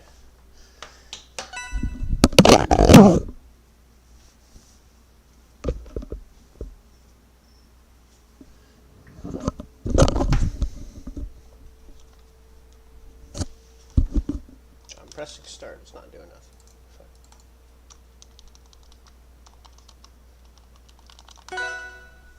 Okay. Ooh, tag team.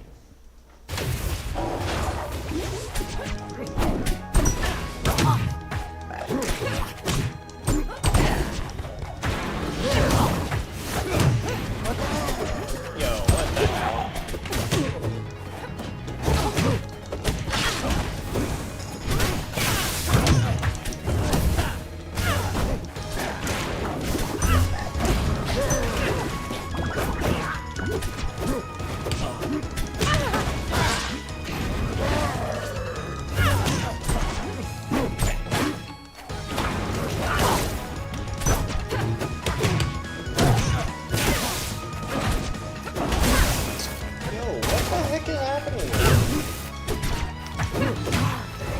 Speed characters are two slow, strong dummies. I can't hit them. Like, it just keeps going through.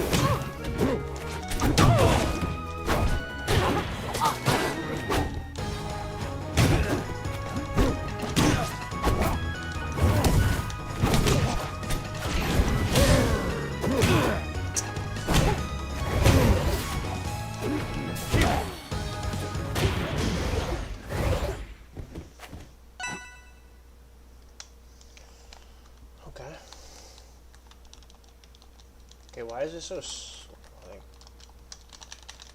You're gonna go to the next round or what? Is this like a known glitch? Hello?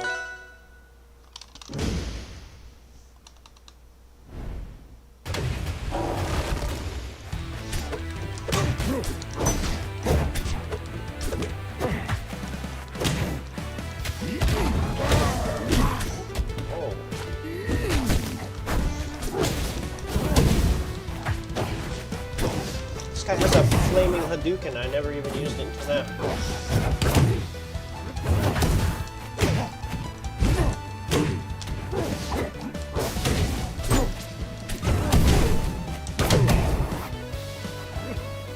That was pretty good, actually. I might have to try this character out. Whoa. Whoa. What?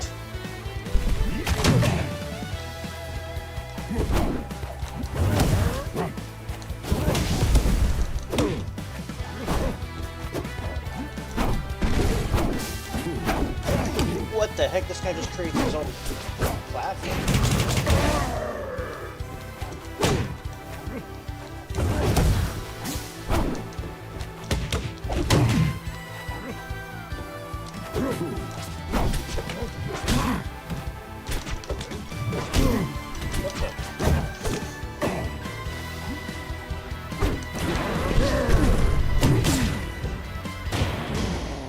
That's it.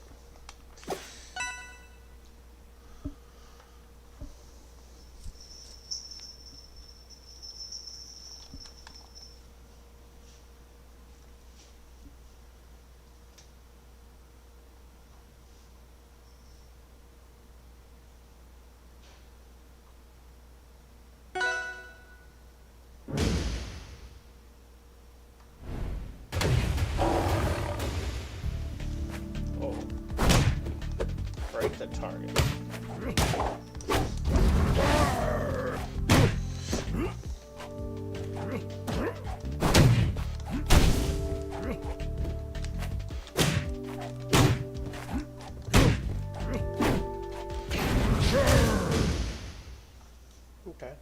Okay.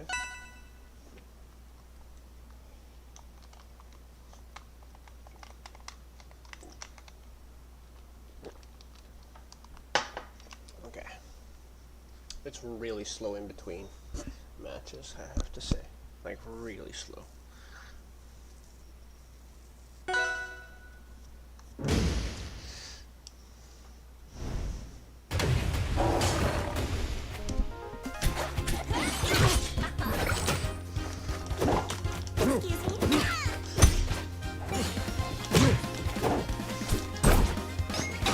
Okay, is that all you're gonna do? Dodge?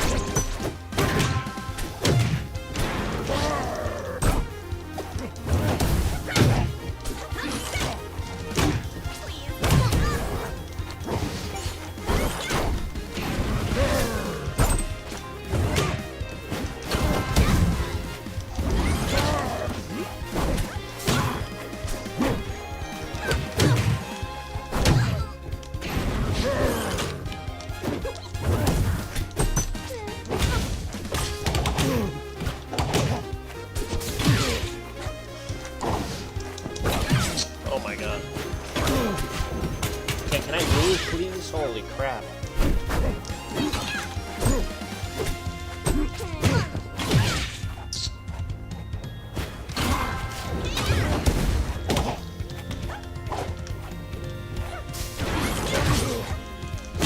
What? No way. What the heck was that?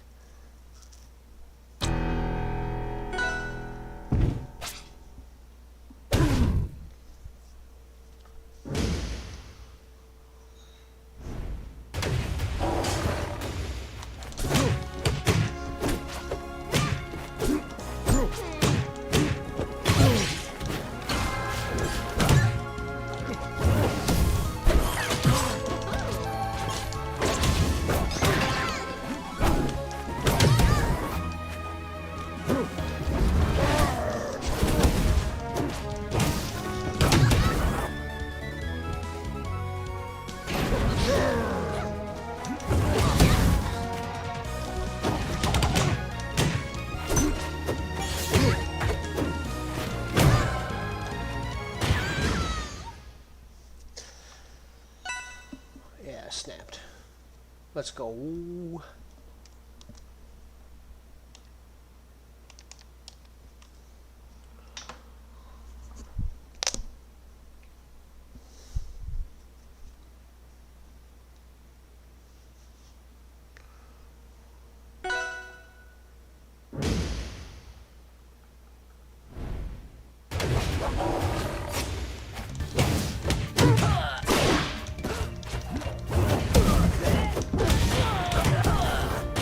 Oh, it's one of these clone ones.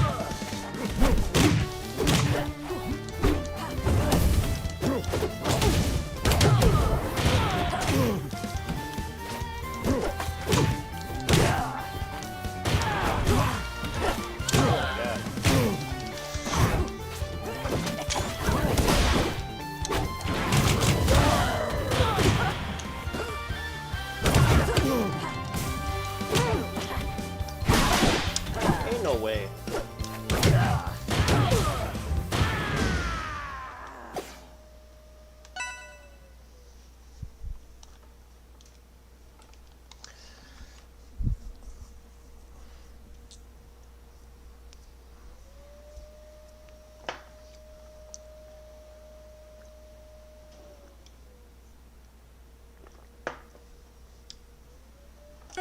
Okay.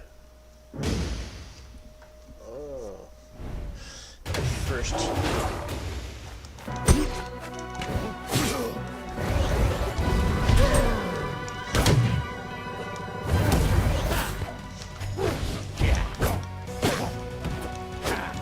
Well, why am I at 94%? Carries over from each match. Holy crap. Okay. Is that how Smash Arcade went? Yo! Oh, that's so whack. Come on.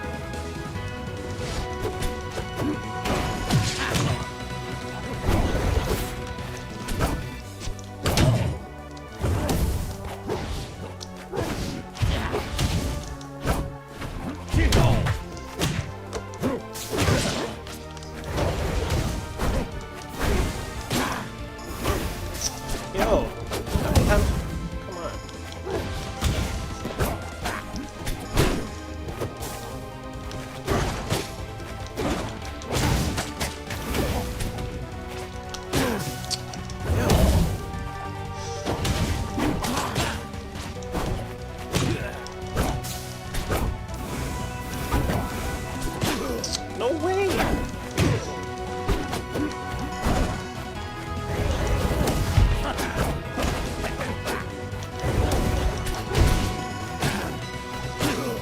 Oh my god.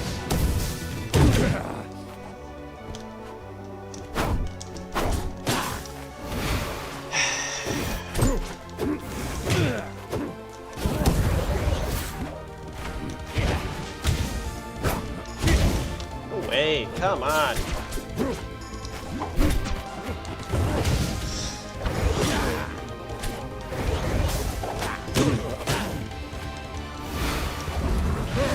No! What the f did it do that for? Oh my god. That is stupid. Okay, how are you not dead? Like, real talk. How is this guy not dead?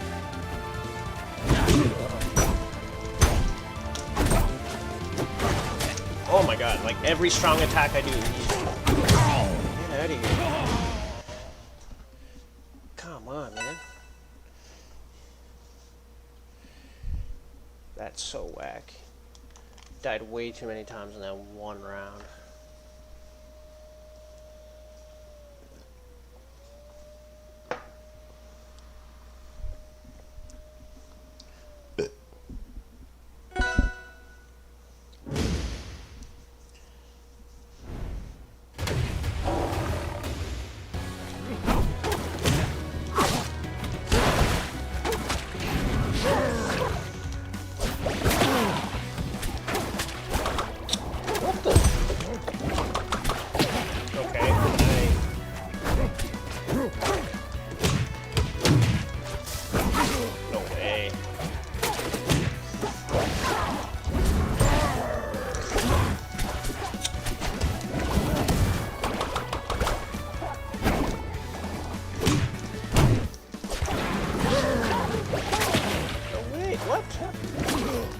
Bro, I can't even stand. What?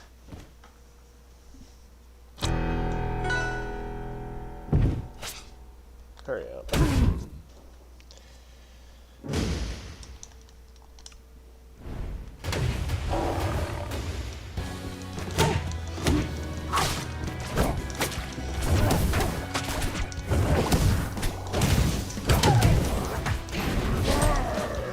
Nope. There has to be some fucking form of recovery. That's whack.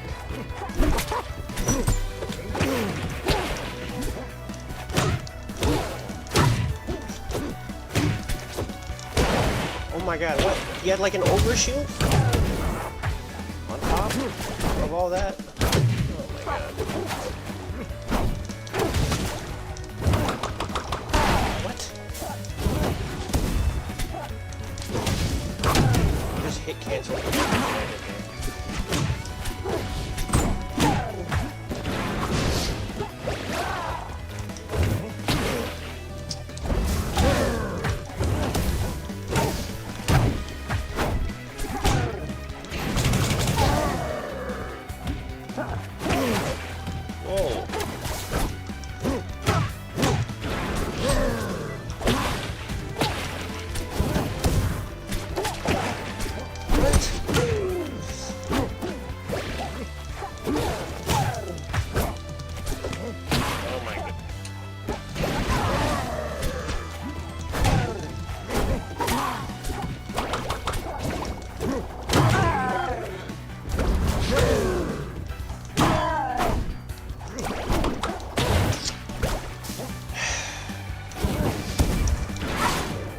What the fuck? How does he just instantly hit cancel everything I'm doing? Fuck out of here.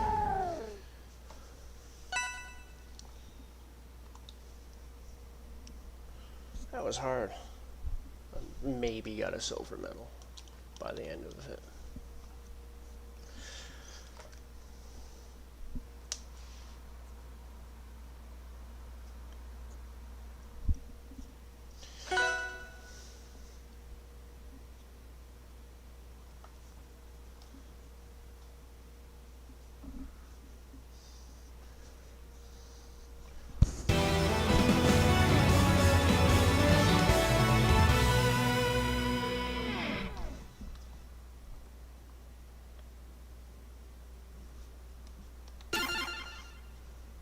Yeah, I got a silver. Alright, be right back.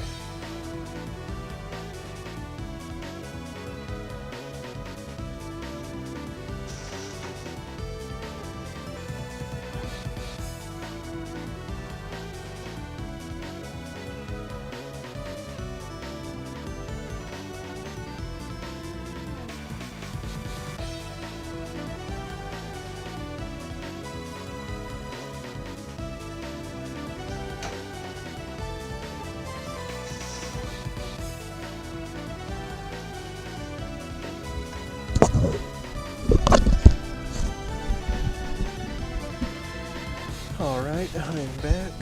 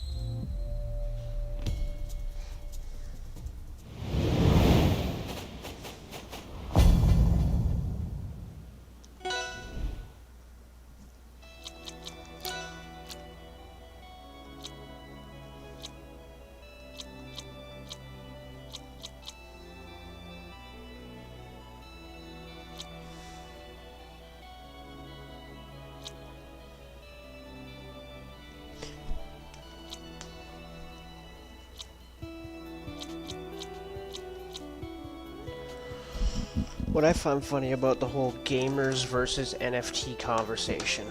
Oh god.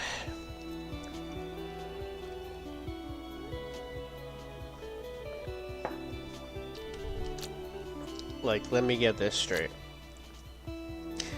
You have two different currencies in the game. One of them's a premium one, I would assume. Right? And one of them is probably something you can earn in-game, maybe during the battle pass or something like that, right? And you have all these character inventory systems where you can get different skins and whatever for your game and whatever. So you're willing to do everything that's provided for it except for the on-chain aspect of it, which to me makes no sense. The current model is completely centralized and does not allow for someone like me who buys something in the game to own it and then sell it.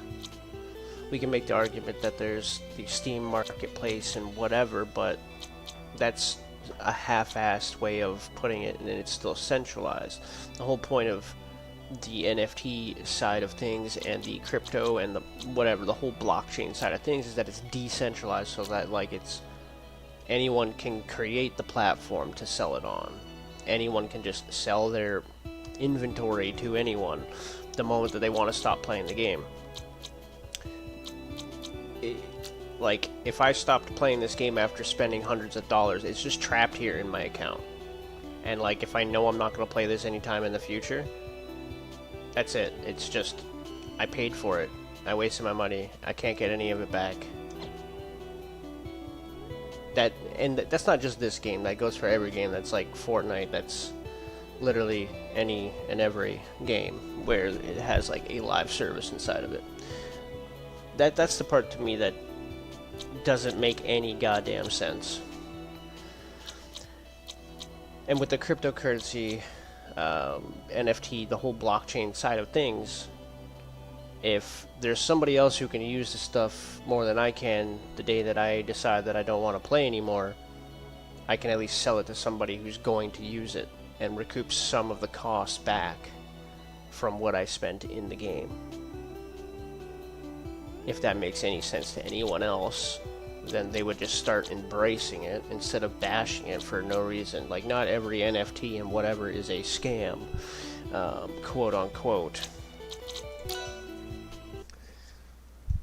And just to give you a little taste of what I mean, we'll go ahead and go to my favorite real quick. Sappy Seals. Look at that. You can see me using it right now. For my character, I have it customized. And you can see that I have the Lil Sappies and the Micro Sappy and the OG Sappy. Now let's click on here. This is the whole NFT side of things.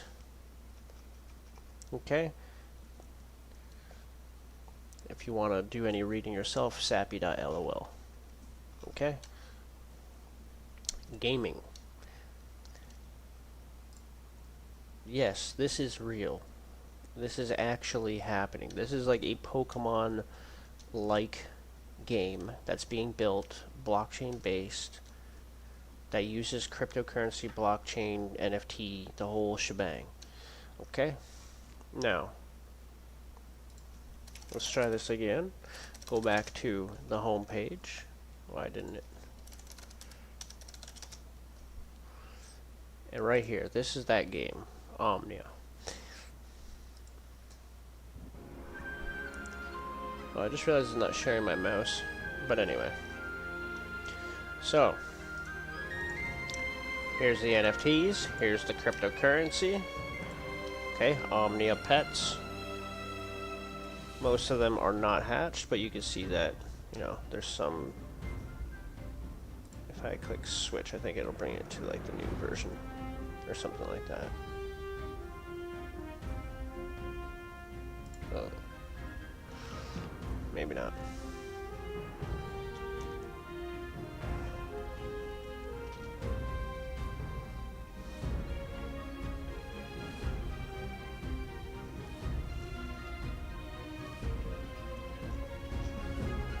Trying to see if there's any hatched ones.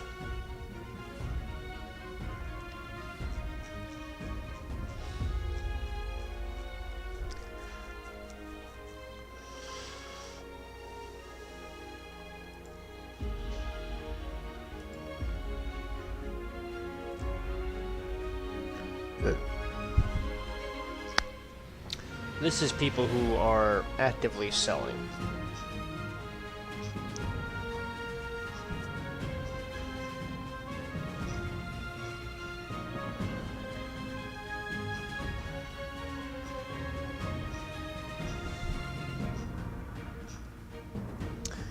Okay, here is a token that will be in the game.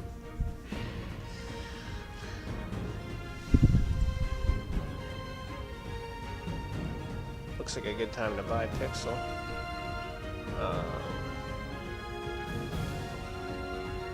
From what I can see anyway.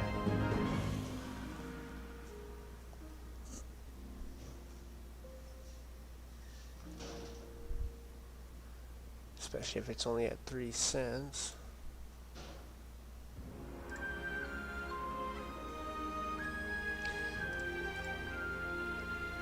Okay. Hatching. Yeah, I don't have any, so I'm not going to be able to do that right now, but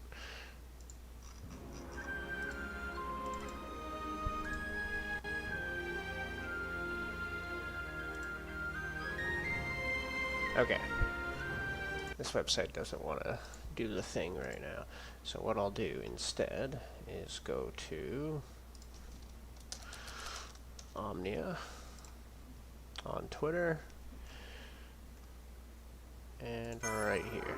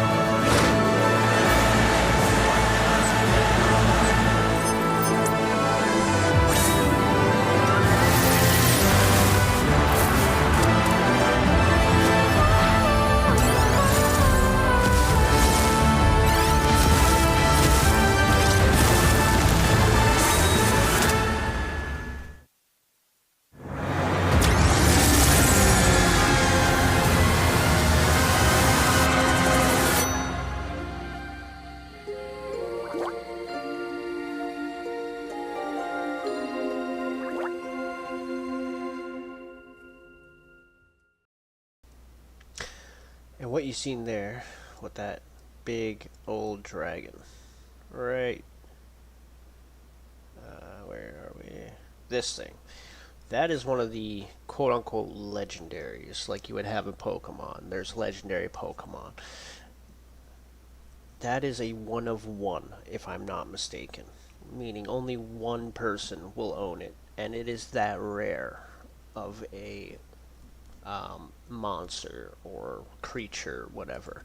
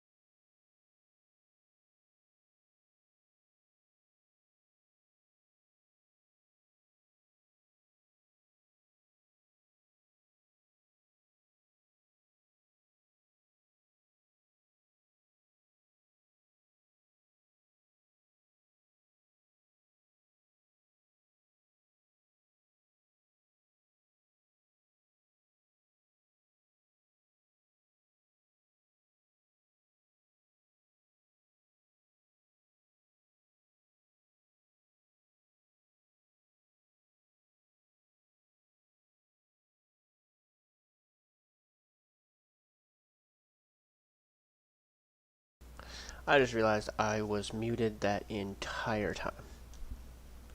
Well, that's sad to say, but anyway, I hope you enjoyed the visuals. I'm going to log off for now, and I may or may not be on a little bit later. Take care.